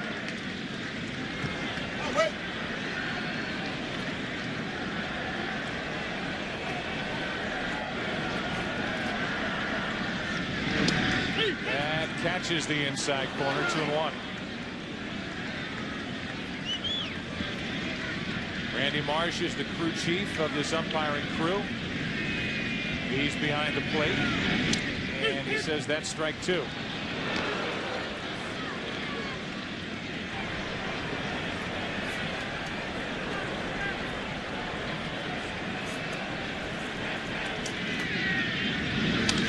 Base hit, Sheffield, left center field. That thing scoots. Ramirez cuts it off. Sheffield will dig for second and make it with a 2-out double. That'll bring in Hideki Matsui. It also gives you today's WebMD injury update. Focuses on Curt Schilling's right ankle. Check your own symptoms with WebMD's symptom checker at symptom.webmd.com. And from the tendonitis in his right ankle, shot of Marcane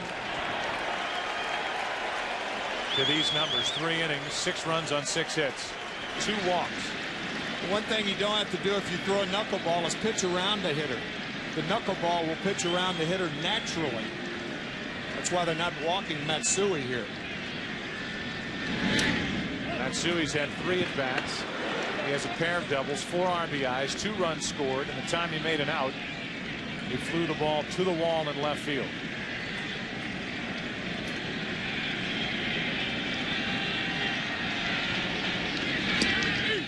One ball, 1 strike.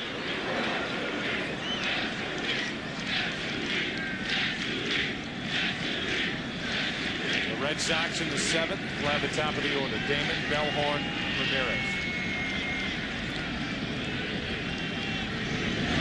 Hard hit, another base hit for Matsui.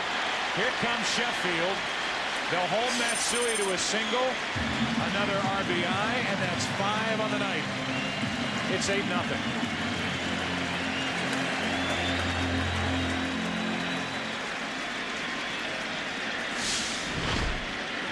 Godzilla strikes again in New York. Breaking ball, curveball.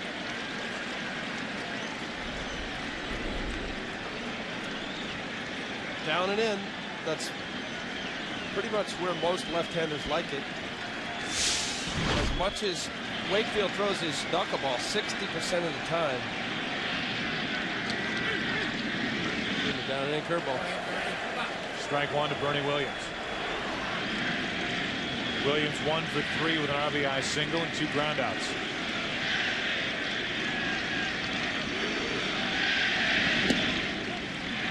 One and one.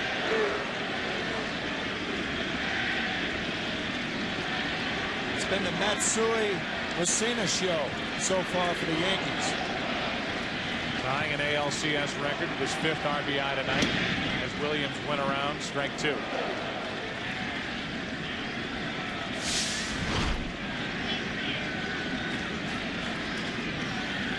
Two high-powered offenses, number 1 and 2 in the American League this season, producing runs. The Yankees are taking it to the Red Sox pitching.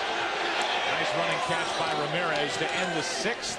We go to the 7th, top of the order coming up for Boston. It's 8-0 New York.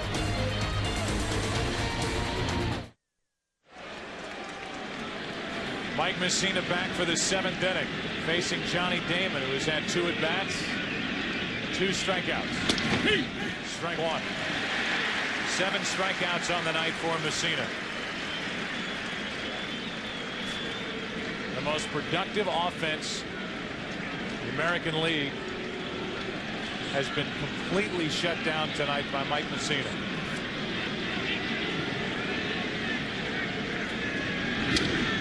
Nobody scored more runs in this group.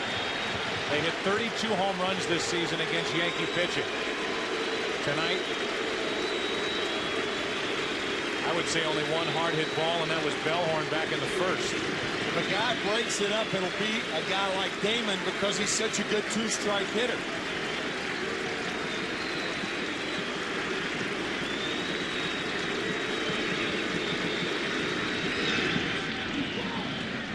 pitch has been nasty to left-handed hitters down and in, and he's had a lot of guys lunging.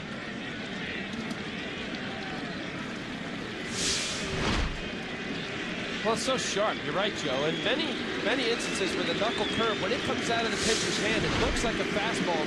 Many times hitters will say they'll see the ball spin up over the pitcher's hand when it comes out as a curveball. With the knuckle curveball, it comes out almost like a fastball. That's wide, 2-2.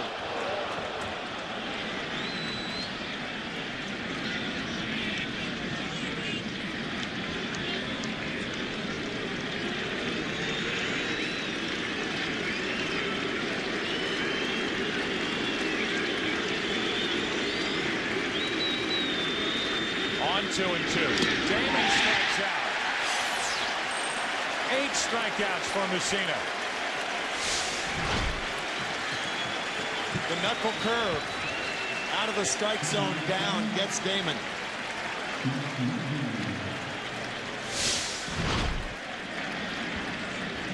Moose crossing. Now it's Bellhorn.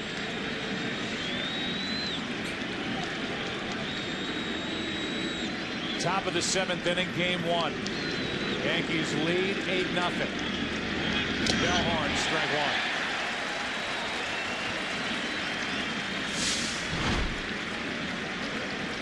Back to the fastball.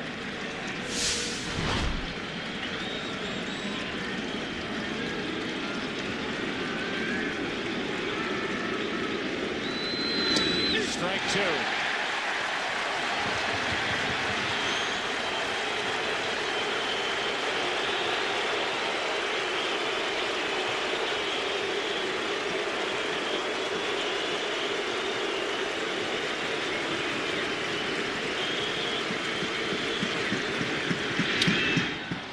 Field, well hit. Matsui, long run. Hideki Matsui won't get there. The no-hitter, the perfect game, both gone. Off the base of the wall, off the bat of Bellhorn, and these Yankee fans will let Mussina hear it.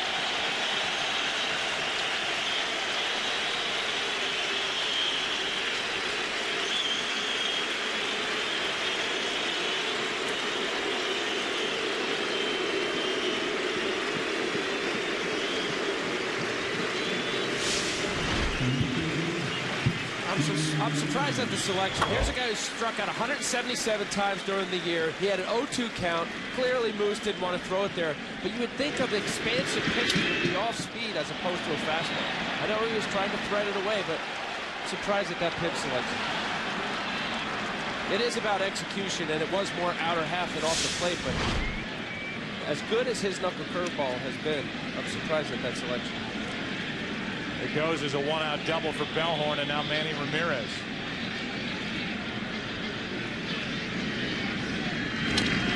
To the shortstop on 2 hops. Jeter. 2 out. Some of the celebrities that are here with us tonight for game 1. Nicholson, Danza, Henry, Kraft, Billy Crystal, Tom Brokaw, Donald Trump. What's Donald been doing lately? I haven't seen much of him. Firing everybody. Runner at second, 2 out. And here's David Ortiz. By the way, forget all that Hollywood stuff with Nicholson.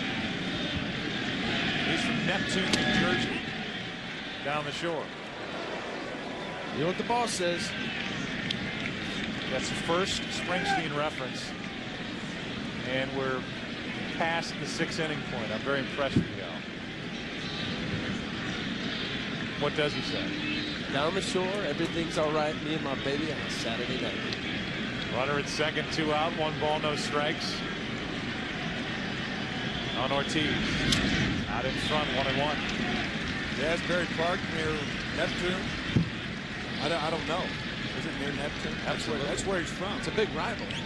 Asbury Park and Neptune. I know that. Right next to each Talking to the king of Memphis over there. I'm from Memphis, man. Actually, Bruce Springsteen went to Freehold High School, and he makes a lot of references to Asbury Park. He's really from Freehold, which is still a rival of Neptune. So says the man from Tom's River. Here's the 1-1. Ortiz into right field, a base hit. Bellhorn will hold up at third, down 8-0. You cannot run into an out at the plate. And 2 hits in the 7th inning for Boston. At least trying to get up off the mat and get something done here. Flex their muscles before the end of game 1. Yeah, to give them something to take into tomorrow. Brandon Arroyo against Pedro Martinez in game 2 tomorrow night. Did you know somebody at one point in your life named Brandon Arroyo? Bronson Arroyo. Oh, it's Bronson Arroyo, and he's not starting tomorrow night. No. So I was wrong on both counts. I was thinking of Neptune and Asbury Park. The whole New Jersey conversation got you really thrown out of whack. Got me flustered. It's Pedro. It will be John Lieber against Pedro tomorrow. There you go. No. Mel Stottlemyre is out to say, Mike, look, I've been watching you all night, and I really haven't had anything to say to this point, so I just thought I'd make an appearance. Here's our Nissan game summary as we play here in the top of the 7th inning. The Red Sox threatening for the first time. Schilling lasting only 3 innings. Messina is into the 7th and still working. Matsui's had the big night with a bat. At the bottom, the Yankees have lost 4 straight game 1s, but tonight lead 8-0 in the 7th. Here's Millar with first and third, 2 out. Strike 1. A 1-out double by Bellhorn, a 2-out single by Ortiz.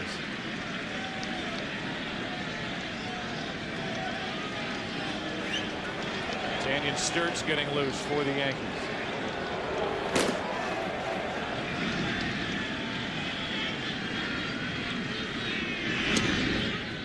No matter the score, if you look at this series, the Yankees came into this game. They lost game 1 of the ALCS last year to the Boston Red Sox, but they're thinking, look, if we've got a sure bet, a guy that we can bank on giving us a good start, Messina's got to be the guy with all the question marks surrounding the back of Lieber, the back of Brown. Millar shoots it into left center field. Matsui won't get it. Off his glove, 1 run scores. Here comes Ortiz. It's a 2-out, 2-run double in an 8-2 game.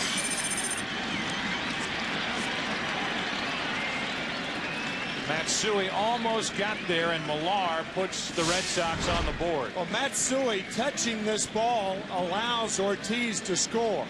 Had the ball hit the wall and bounce back, he retrieves it fast enough to hold Ortiz to third base, but because it hit his glove and was deflected toward left center field, Ortiz has waved around to score. But just to look ahead, you've got Lieber with a bad back. Although they say it's not going to be a factor, he's pitching in game 2 against Pedro Martinez. Then you've got Kevin Brown.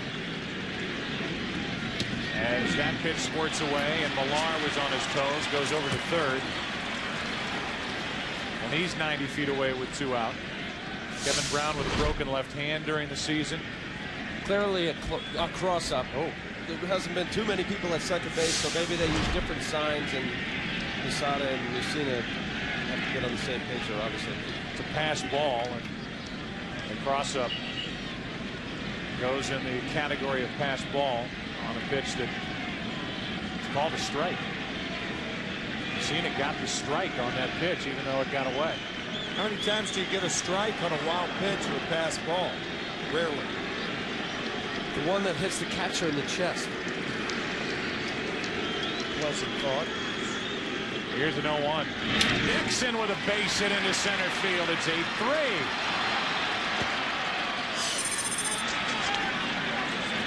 This Red Sox lineup so good, top to bottom, front to back, and you wonder if that's going to be it for Messina. Varitek is digging in, and goodbye to Mike Messina, who carried a perfect game into this 7th inning. With one swing of the bat, the guy at the plate, Varitek, could make this a 3-run game.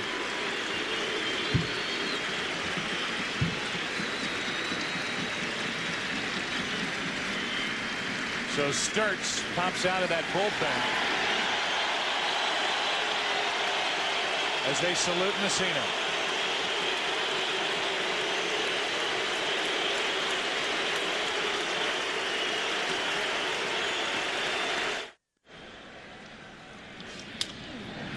First pitch from Sturts to Varitek is fouled out of play off to the left. And with all of the focus being on Mike Messina up to this point, the Red Sox have now chased him. They've put 3 on the board, and they have a guy at the plate that's more than capable of making this with one swing a 3-run game. Varitek during the regular season hit 18 home runs.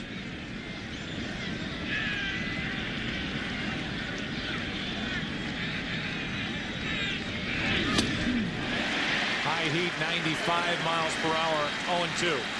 I'm surprised John Olerud's holding Varitek on. You can almost play him 10 feet behind Nixon with the quad problem Nixon has. He's not going anywhere. Varitek could pop one, hook one around Olerud. Varitek into right field. Back is Sheffield at the wall. Gone. 2-run home run Varitek, and it's 8-5 here in the 7th.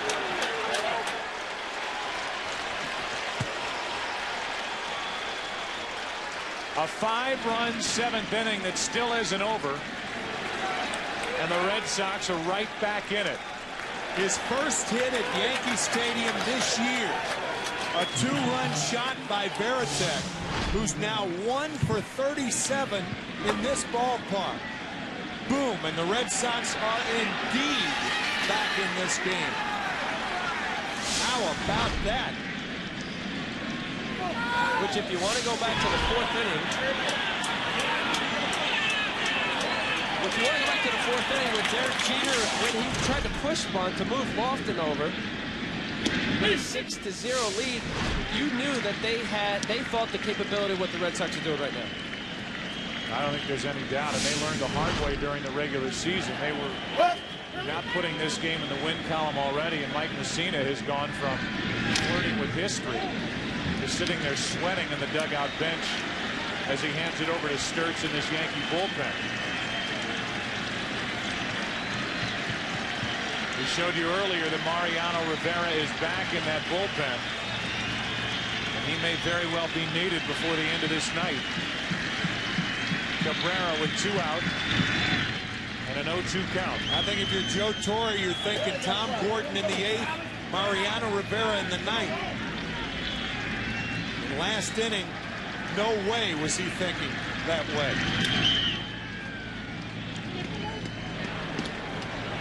So Tanyan Sturts comes in, gives up the inherited runner the night for Messina. 6 2/3, 4 runs on only 4 hits. No walks, 8 strikeouts. He can only be the winner, but now it's up to the Yankee bullpen, and the Red Sox doing exactly what they've done all year. They don't quit. They keep coming at you. And the top of the 7th inning is finally over, but not before the Red Sox officially climb back into this game. So as the fans stretch here at Yankee Stadium, we will have a performance of God Bless America from Daniel Rodriguez, who will perform here right behind home plate at Yankee Stadium. Your attention, please. Ladies and gentlemen, will you please rise? Now please direct your attention to the microphone behind home plate and welcome recording artist and American tenor Daniel Rodriguez. In honor of the servicemen and women stationed around the globe, Mr. Rodriguez will now sing God Bless America. God bless America, land that I love. Stand beside her and guide her through the night with a light from above. From the mountains to the prairies to the oceans wide will form. God bless America, my home, sweet home. From the mountains to the prairies, to the oceans, white with foam. God bless America, my home sweet home. God bless America, our home sweet home.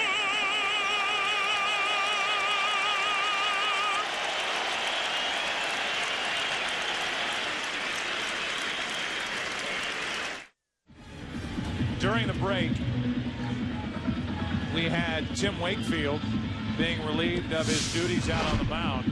I believe because the rally happened so quickly for the Boston Red Sox that Terry Francona didn't have enough time to get Alan Embry loose out in the bullpen. We had the great rendition of God Bless America by Daniel Rodriguez, so everything stopped, and Embry had to continue warming after Daniel Rodriguez sang God Bless America. Tim Wakefield went back out to warm up, and now just before the inning started with Posada walking to the plate, Terry Francona walked out and took the ball from Wakefield and gives it to Embry. Talk about a change of fortunes in this game. Mike Mussina and the Yankees went from retiring the first 19 batters and having an 8-0 perfect game to a save situation just like that. One important inning thrown by Wakefield tonight, where he allowed 2 runs on 3 hits. And those extra 2 runs loom large now. It's 8-5 here in the 7th. Budweiser's fantasy player of the divisional series, Carlos Beltran. What a series. 4 home runs, 9 runs, 9 RBIs. Log on to foxsports.com. Keyword fantasy baseball. Today's game is brought to you by Budweiser. Grab a cold, fresh Budweiser. It's game time. Remember, he'll be in the lineup tomorrow night when the Houston Astros visit the St. Louis Cardinals. Game 1. Brandon Backey against Woody Williams. A 5-run 7th inning has put the Red Sox back in it. They turn Posada around, make him bat right-handed. Strike 1.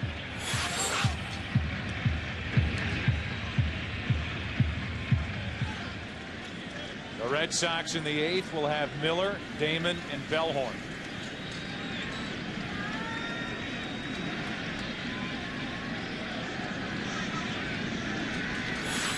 The 0-1. 1 ball, 1 strike. With the addition of Keith Folk as the closer for the Boston Red Sox, the Red Sox like their bullpen better than they liked it a year ago in the LCS against the Yankees. Timlin was a part of it last year, and he'll be a big part of it this year. The 1-1 pitch. Strike 2.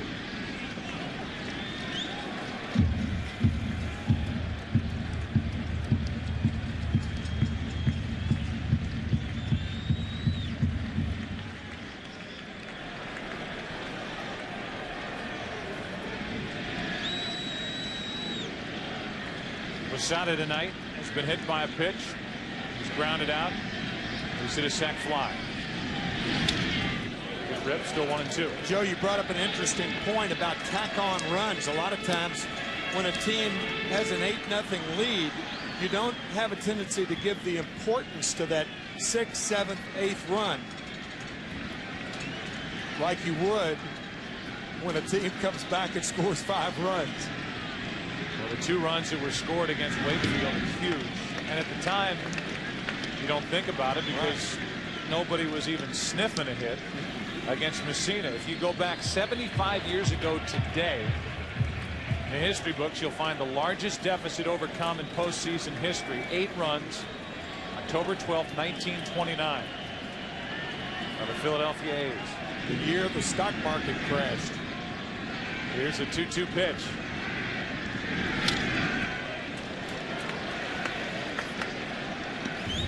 Embry is the 5th pitcher of the night for the Red Sox.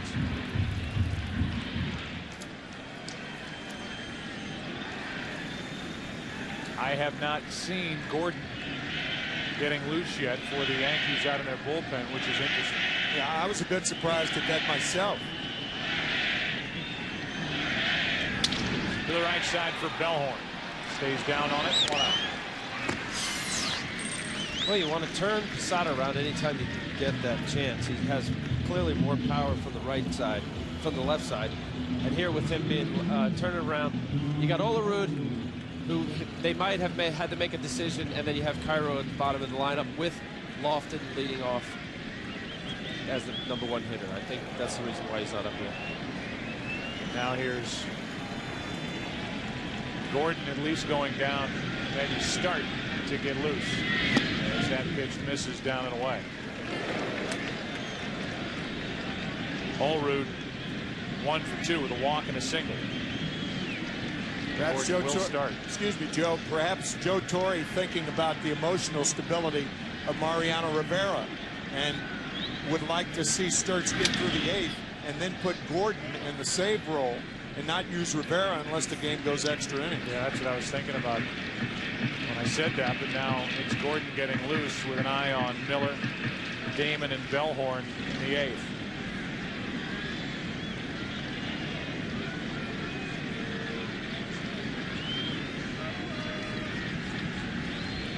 One ball, one strike.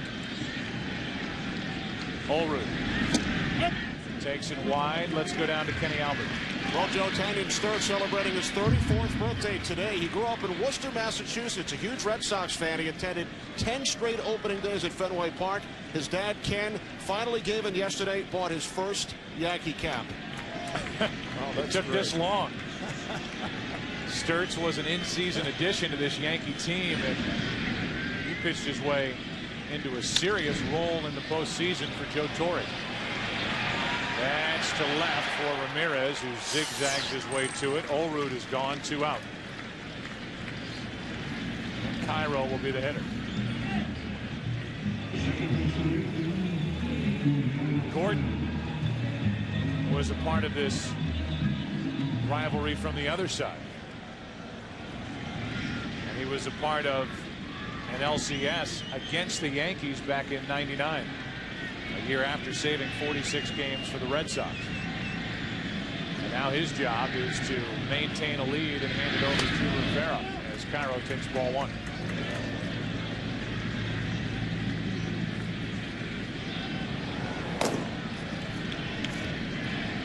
Rivera doing his usual work with that weighted ball, trying to get that shoulder and arm loose. The 1-0.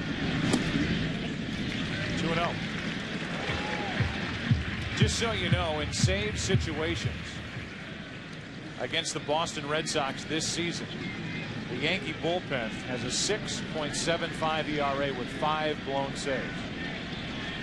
And Rivera's on that list. Miller got him at Fenway Park in July. 93-mile-an-hour fastball, 2-1.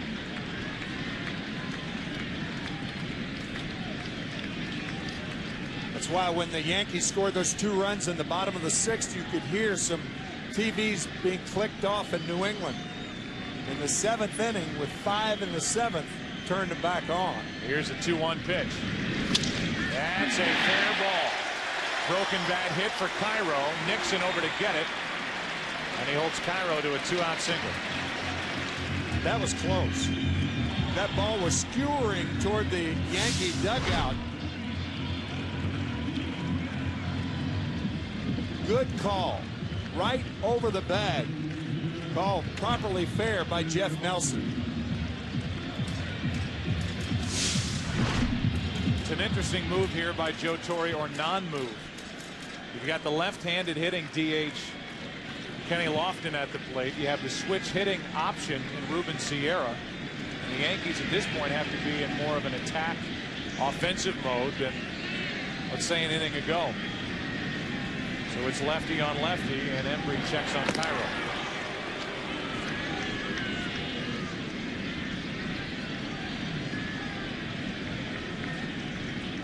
Lofton, a reason the Yankees added to that 6-0 lead in the 6th with a leadoff home run down the line against the right-hander Wakefield. Torre stays with him, and Embry stays with Millar and Cairo over to first. In the 6th, right down the line.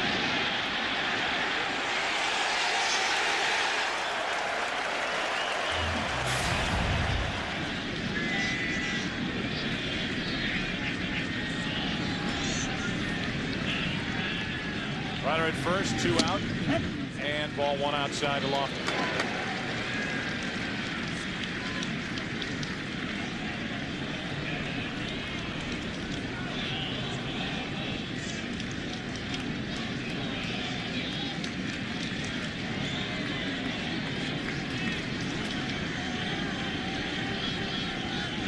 That's a strike, and this could be Embry's last hitter with a right-handed hitting Jeter on deck, and Timlin getting loose in the Red Sox bullpen. Yeah, that was a slide step by Alan Embry. Miguel Cairo is not a fast base runner at first base, but he's a good base runner. Had 11 steals during the season with 2 outs. Not a bad play if you're the Yankees to try to steal a base. And Lofton pops it up.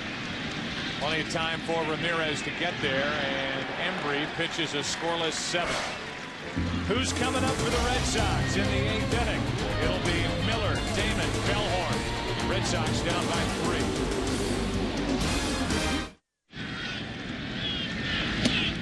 First pitch of the 8th inning to Bill Miller is up from Tom Gordon, who had a fantastic season. 9-4. He had 4 saves, 2.21 ERA, appeared in a career high 80 games. 2-0. Miller 0 for 2. He hit .283 during the regular season. 4 out of 14 this postseason. Back to the top, and Johnny Damon and Bellhorn to follow, then Ramirez. There's a strike, 2-1.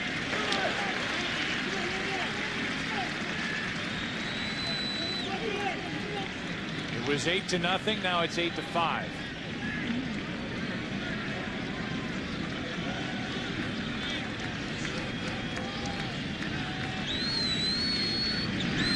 Miller, diving stop Cairo, but he can't make a throw, and Miller is on to start the 8th.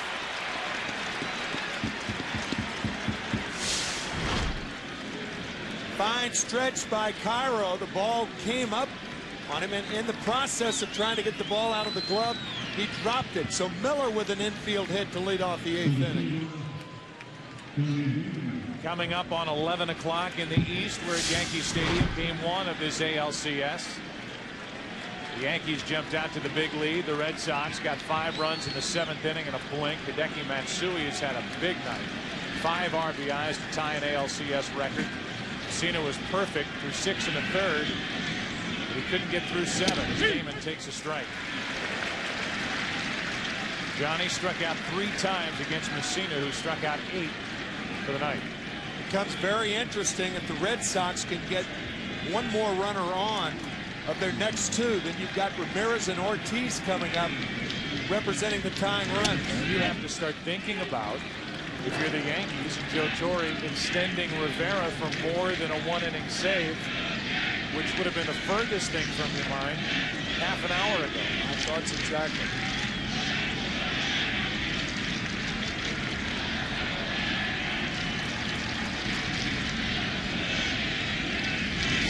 Good pitch from Gordon, strike 2 on Damon.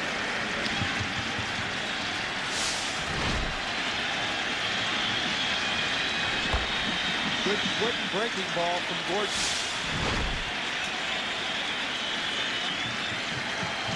Rivera, who flew in from Panama today, is getting loose in the 8th with nobody out.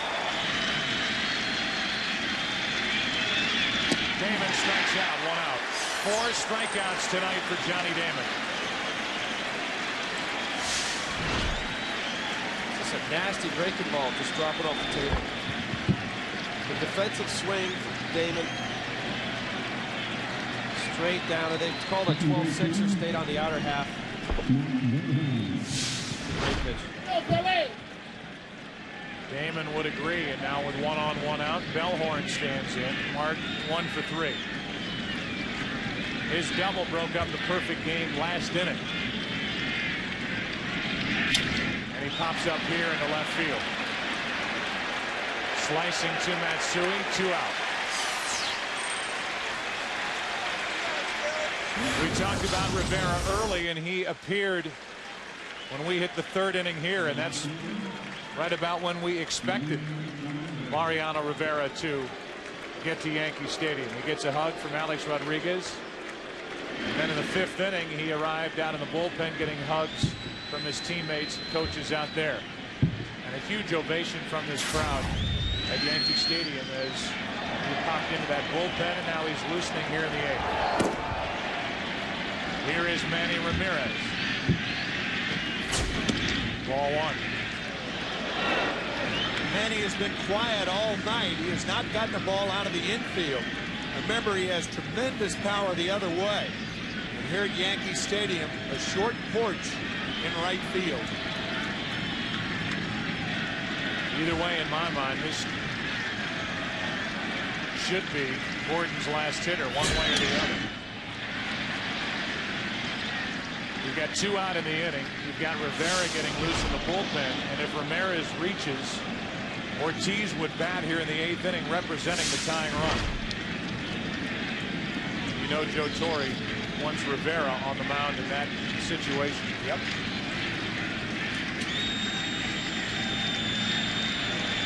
Gordon trying to pitch around a leadoff infield hit. One of the game's best, standing in his way. And a little flare into left center field. That's going to bring the tying run to the plate. Going first to third is Miller, and it's first and third for Ortiz.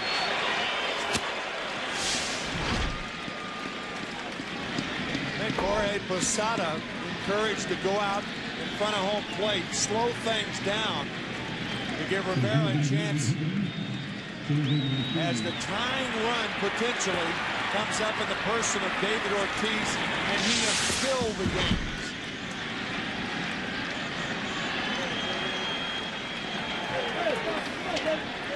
So Rivera getting loose. No sign of Joe Torre. And David Ortiz, representing the tying run, will bat here in the 8th inning. Well, this is a gutsy move by Joe Torre. Ortiz takes a ball. Because the question would be asked, why is he getting loose here in the 8th if not to pitch in this spot? That's right. Ortiz has 1 hit off Gordon with a home run. He is the tying run at the plate here in the 8th. The 1-0. 2-0.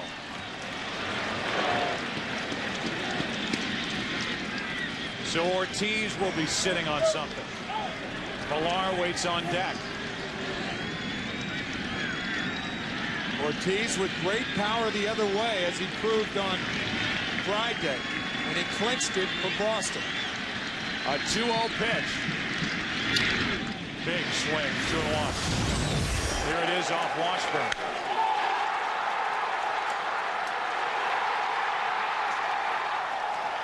And there's that swing the other way, Al, that you talked about earlier. It looked low-ball-esque. Runner at third is Miller. Runner at first, Manny Ramirez.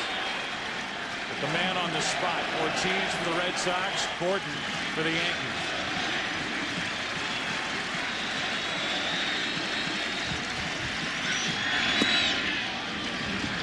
Three and one. You know, with the short porch and right, it's the correct pitch to come in on him. But I think in many instances for a pitcher, you realize that it doesn't take much to hit it out. And Gordon being a closer all those years, really are careful about it, not wanting to miss inner half. Now it's 3 and 1. You're coming inside. You don't want it right there. Ortiz hits it in the air to left center field. Back at the track, at the wall. It's off the wall. 2 runs are going to score. Ortiz stopped running, but he's still going to make it to third, and it's a 1-run game. With Rivera standing and watching in the bullpen, Ortiz goes deep to left center off Gordon.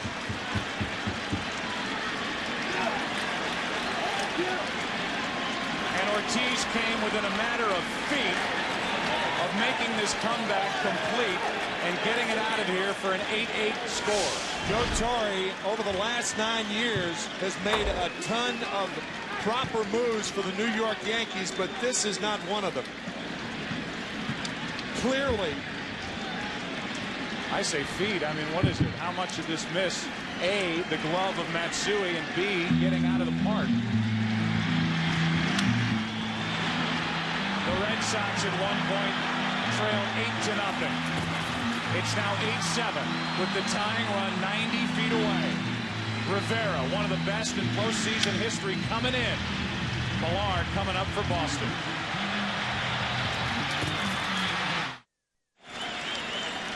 All any team wants. They trail early by 8-0 is a chance before the end of the night. This gives the Red Sox a chance. Off the glove of Matsui for a 2-run triple, and Millard could tie it with a hit. Tying run 90 feet away. It's 8-7. We're in the 8th of game 1.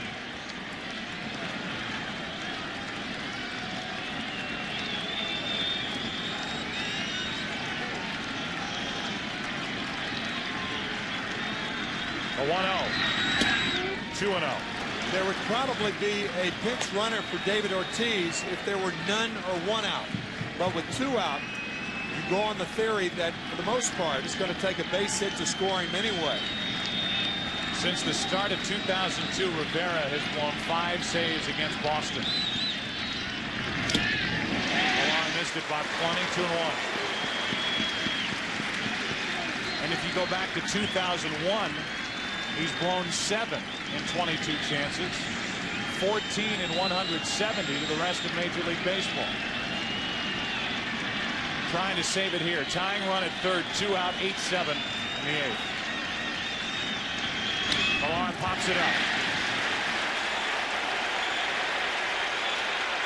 Jeter. And the Yankees are hanging on by a thread. 8-7 into the bottom of the 8th here in the Bronx. Here is Mike Timlin, the 6th pitcher of the night for Boston, trying to keep it a 1-run game. And he'll work to Jeter, Rodriguez, and Sheffield, the top of the order for the Yankees.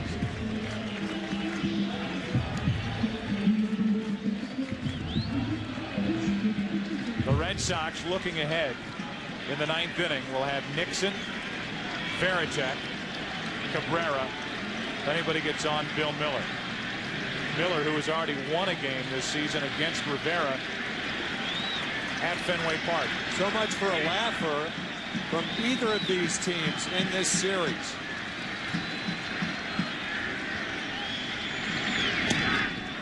People will say, well, should it surprise you with these two teams and what happened last year? Tonight, with the way this game started, the way Messina was pitching, clearly this is a shock.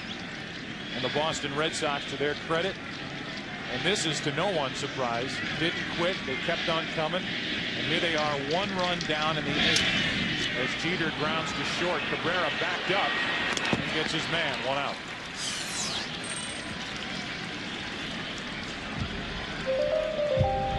With this crowd and this feel here at Yankee Stadium is a feeling of unease by these fans who were just rolling, having fun, who's your daddy chants and all that. And now it's a 1-run game with this middle part of the Red Sox lineup coming up in the 9th. And certainly room for thinking from the Yankees, either the players or the fans, or a combination of the two, that if you can't win with a pitcher out there retiring the first 19 in a row and you've got an 8-run lead and they made it close under those circumstances, what in the world are they going to do in a close game? With 1 out, nobody on, here's Rodriguez. Strike 1. Again, looking ahead, you have Pedro Martinez and John Lieber in game 2. And then Bronson Arroyo against Kevin Brown, game 3. The Red Sox are 4-0 in games that Arroyo started this year against the Yankees. The 0-1. 0-2.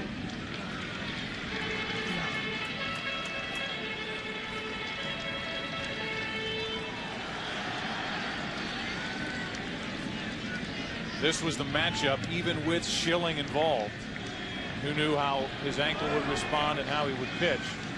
As we said earlier, with the pitching, the starting pitching the way it is right now for the Yankees, they had to bank, especially getting 8 runs on getting a win tonight. Rodriguez gets a whiff of one. The minute you mentioned Bronson Arroyo, a ball goes up and in to Alex Rodriguez. That's what happened on July 24th that started that brawl.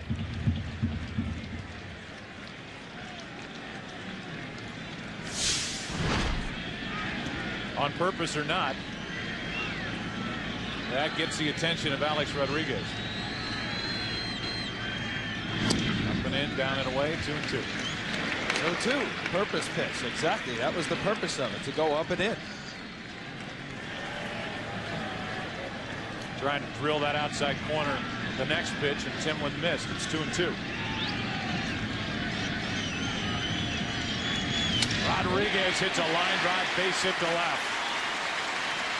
The ball is just jumping off his bat now.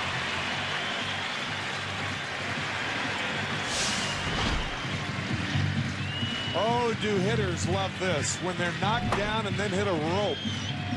Prefer it back through the box, Al, but they'll take a line to the left. And oh, the pitchers are so upset the fact they didn't make their pitch there. Wasn't much sink, didn't run inside. It was inner half. That's what great hitters do. Here's another great hitter, Gary Sheffield. Sheffield's had a nice night. A pair of doubles, a walk, 3 runs scored. But that happens when you hit in front of Matsui. Strike 1. Historically, Timlin has, I don't want to say owned Sheffield, but he's 2 for 11 lifetime with no damage as far as home runs. Sheffield looking to pop one here to make it a little easier in the ninth. I know. Normally, Terry Francona would have Mike Myers up and ready to face a guy like Matsui. I mean, either Damon or Matsui would be the reason that Mike Myers is on the ball club, and there's nobody up for the Red Sox. So if Sheffield first and thirds him, then Timlin's got to pitch to the hottest hitter in this game tonight.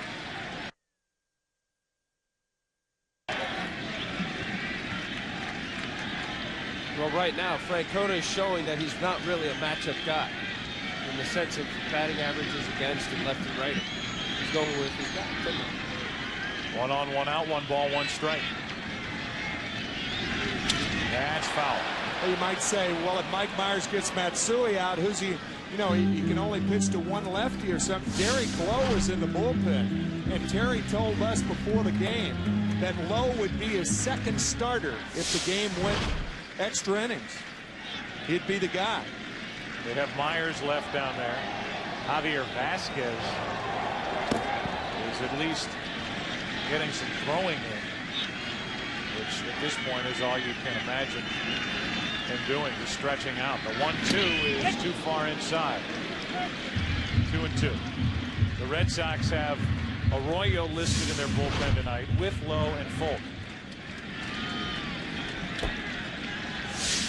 A very close fastball from Timlin. Looked like a strike to me.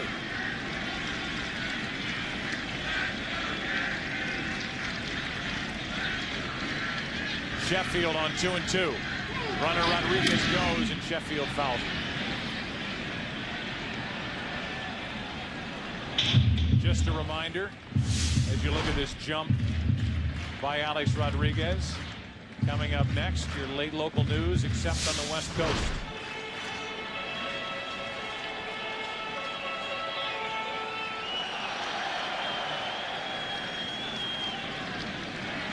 So Mariano Rivera, who flew all day to get here, had to pitch in the 8th, now has to sit in the dugout and watch the 2-2. There's another hit for Sheffield. And it's 2 on with 1 out, and Matsui's coming up again.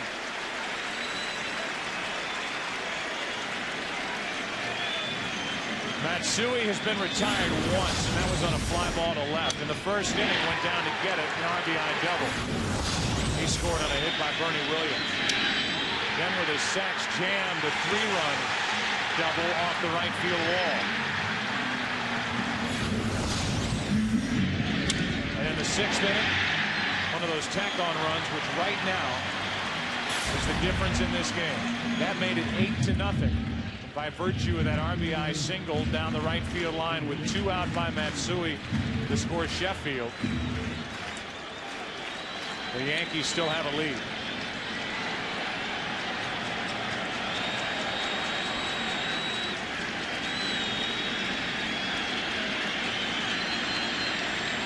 Two on, 1 out. Matsui. Ball 1 down and in. I'll throw in with you, Tim. If there's ever a spot to bring Myers in to get the hottest hitter in the Yankee lineup, this would be it. You got to try and keep this a 1-run game. I mean, Terry telling us before the game that Mike Myers has gotten a ton of big outs for the Red Sox. If this isn't a big out, what is?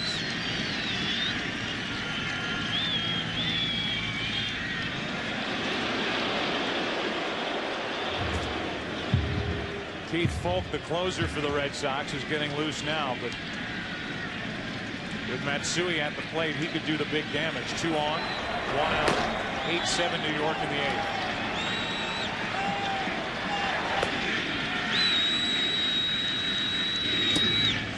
Two and 0.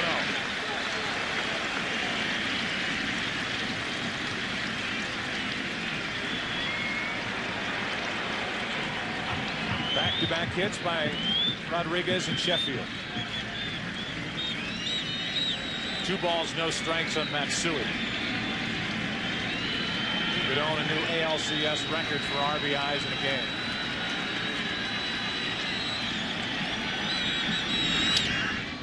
Two and 1.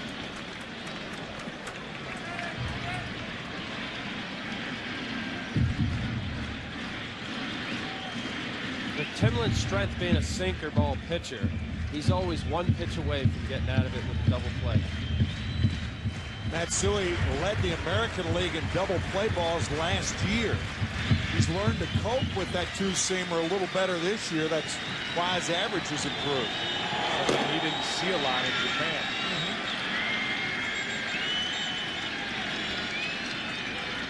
2 balls and a strike.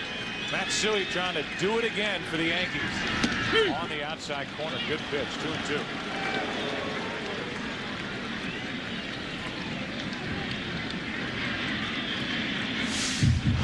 That was right there.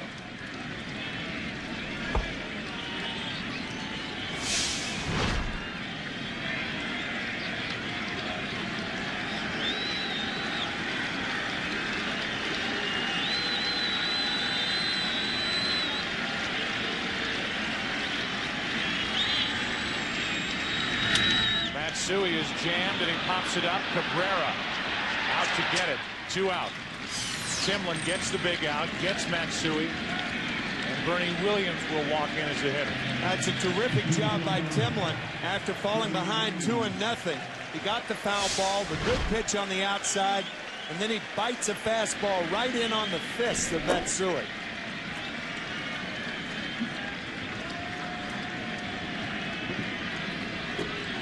So Folk, who was getting ready in a hurry, the count went to 2-0 on Matsui.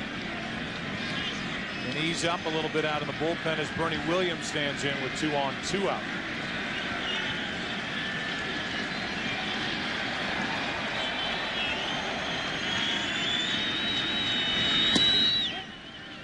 Ball 1.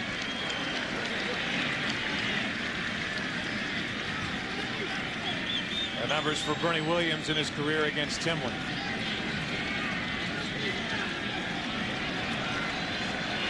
Rodriguez and Sheffield. This is a big at bat to keep the momentum in the Boston Red Sox favor. Getting out of this inning, 1st and 2nd. Clearly a boost to the Red Sox hitters coming up in the top of the 9th, albeit against Rivera. Those hitters will be Nixon, Varitek, and Cabrera. Miller due up 4th.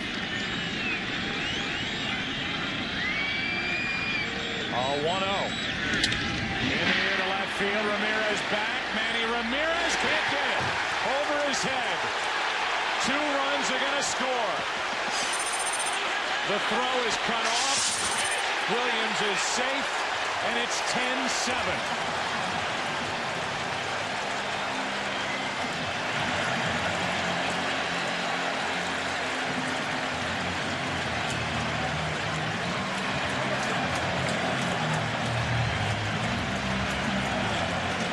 It's a 2-out, 2-run double.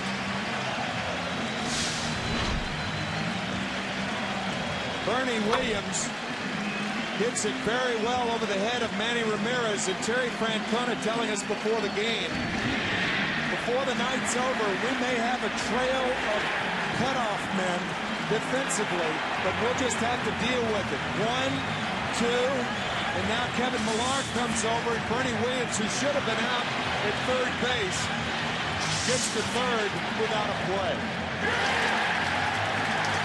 2 huge runs scoring for the Yankees to make it 10-7.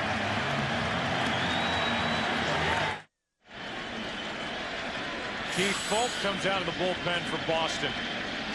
Runner at third, 2 out. It's a 10-7 Yankee lead. Top part of the order producing 2 large runs for the Yankees here in game 1. Posada has driven home a run, been hit by a pitch, hitless on the night.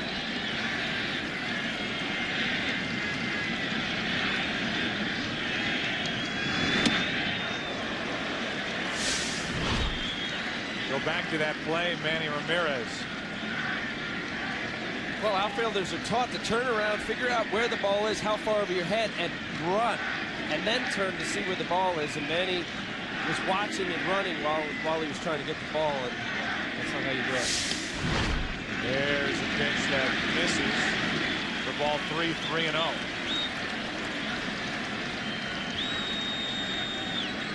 I would imagine Posada will be swinging here.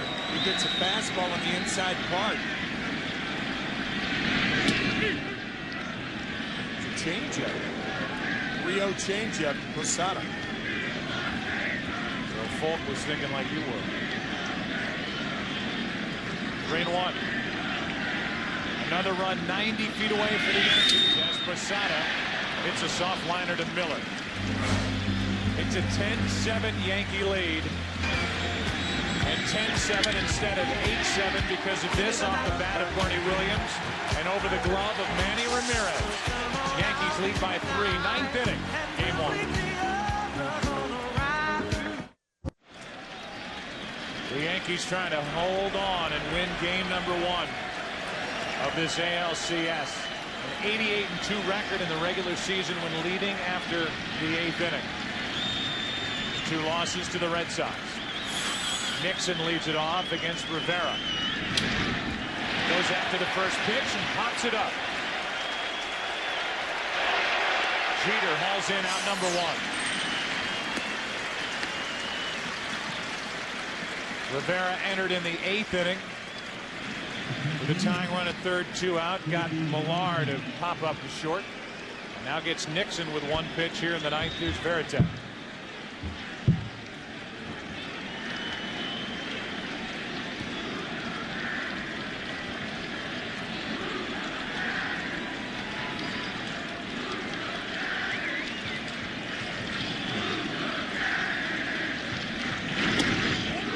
Takes the ball.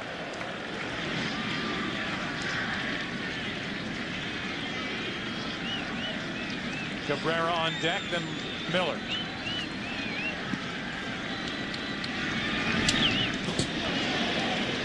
Over toward the photographers, 1 ball, 1 strike. Veritek hit a 2-out, 2-run homer off Sturtz in the 7th. Made it a 3-run game. Then the 2-out, 2-run triple by Ortiz in the 8th made it a 1-run game until Bernie Williams came up with a huge 2-out, 2-run double. That's how they ruled it. As Veritek got a good rip, but he's in the hole 1 and 2. We talked about Mariano Rivera in the division series. I don't think baseball has ever seen a pitcher like this. A guy who could throw 1 pitch, 1 speed, both sides of the plate, late action, and be as successful as he's been. It defies the imagination and the odds. You talk to major league hitters, they can't center the ball. They know what's coming. They can hit it on the fat part of the bat. Still 1-2. They pop it up. They wade through it. He breaks more bats than any pitcher in the major leagues. He's remarkable.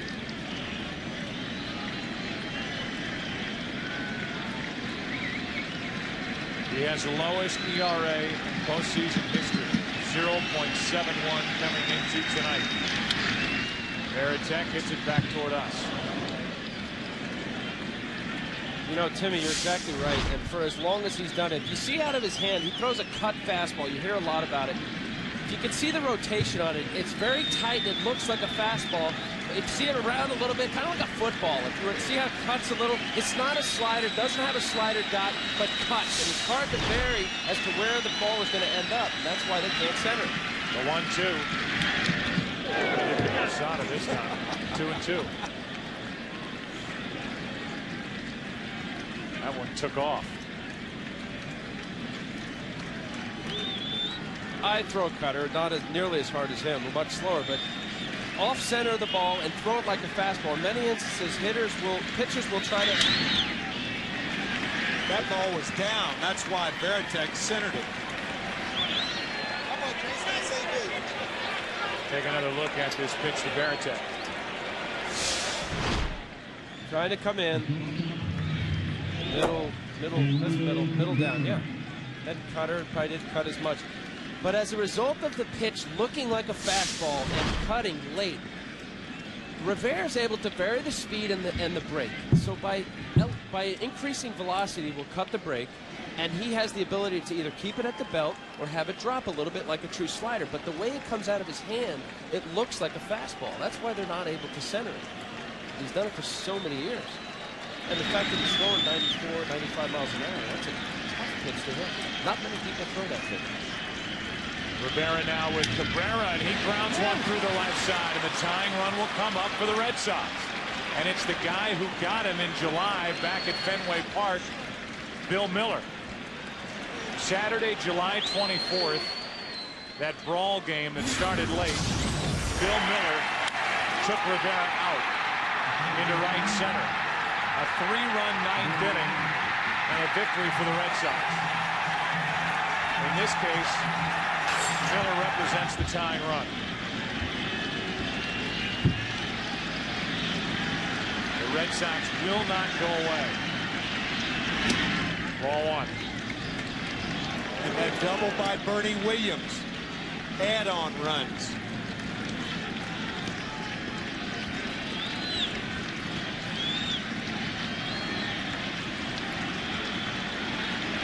Runners on at first and second, one out.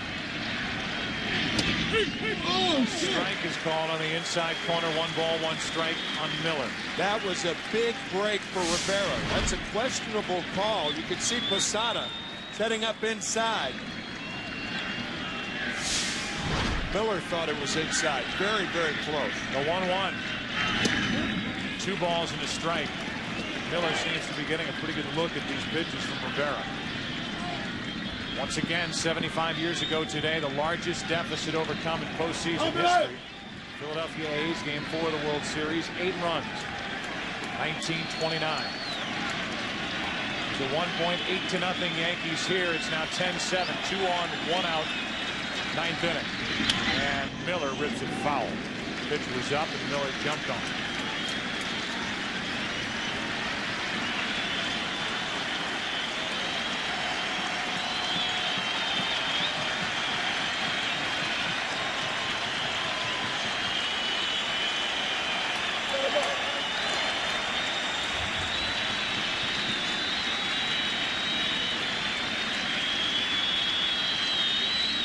Miller grounds back to Rivera. The second one on to first. Game over. Yankees win game 1, 10-7.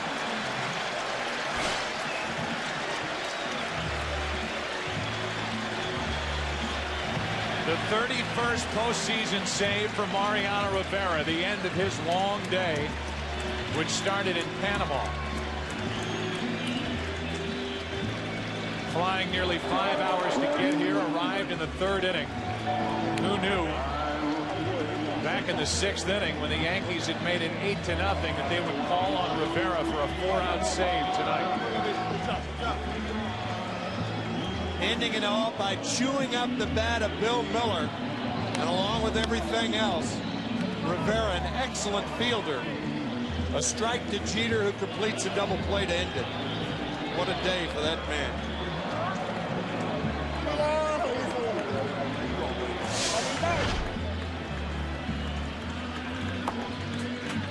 Off the bat of Miller, into the glove of Rivera, to Jeter and Olrud, and the Yankees win game 1, 10-7. Let's go down to Kenny Albert. All right, Joe, I'm joined by Bernie Williams, who drove in 3 runs, including the Yankees' last 2 runs tonight. Bernie, you've been a part of 3 no-hitters. Mike Messina retired the first 19. At what point did you start to think no-hitter? Probably about, I always think maybe the bottom of the 3rd, when he, or the top of the 3rd in this case, when he, gives, the clean inning, you start thinking about this guy might be, going for something special here. So you start tightening up a little bit on the defense and makes you more aware. Bernie, what was going through your mind when the Red Sox pulled to within 8-7? Well, I mean, it was a little bit surprising, but that team, they might be joking around all the time, but that team is no joke. They can come back with the best of them, and they have been playing like that the whole year. All right, Bernie, congratulations. Thank you. Thanks for joining us. Joe, back to you. All right, Kenny, thank you very much. In the end, the Red Sox leave only 2 on base all night, and they lose 10-7. But they did not quit. They kept fighting, and we look ahead to tomorrow night. John Lieber, Pedro Martinez. For more information on tonight's game and for the latest information on Major League Baseball, go to foxsports.com. We look back on tonight. Mike Messina, Curt Schilling. Messina had a perfect game going into the 7th inning. With 1 out, that ended, and the Yankees nearly lost the lead. But in the end, they turn to their old friend Mariano Rivera. He goes an inning and a 3rd and gets his 31st career postseason save. Until tomorrow night, game 2, 8 o'clock Eastern. Pedro Martinez, John Lieber. For Tim McCarver, Al Leiter, Kenny Albert, I'm Joe Buck. So long from New York. Yankees win it 10-7.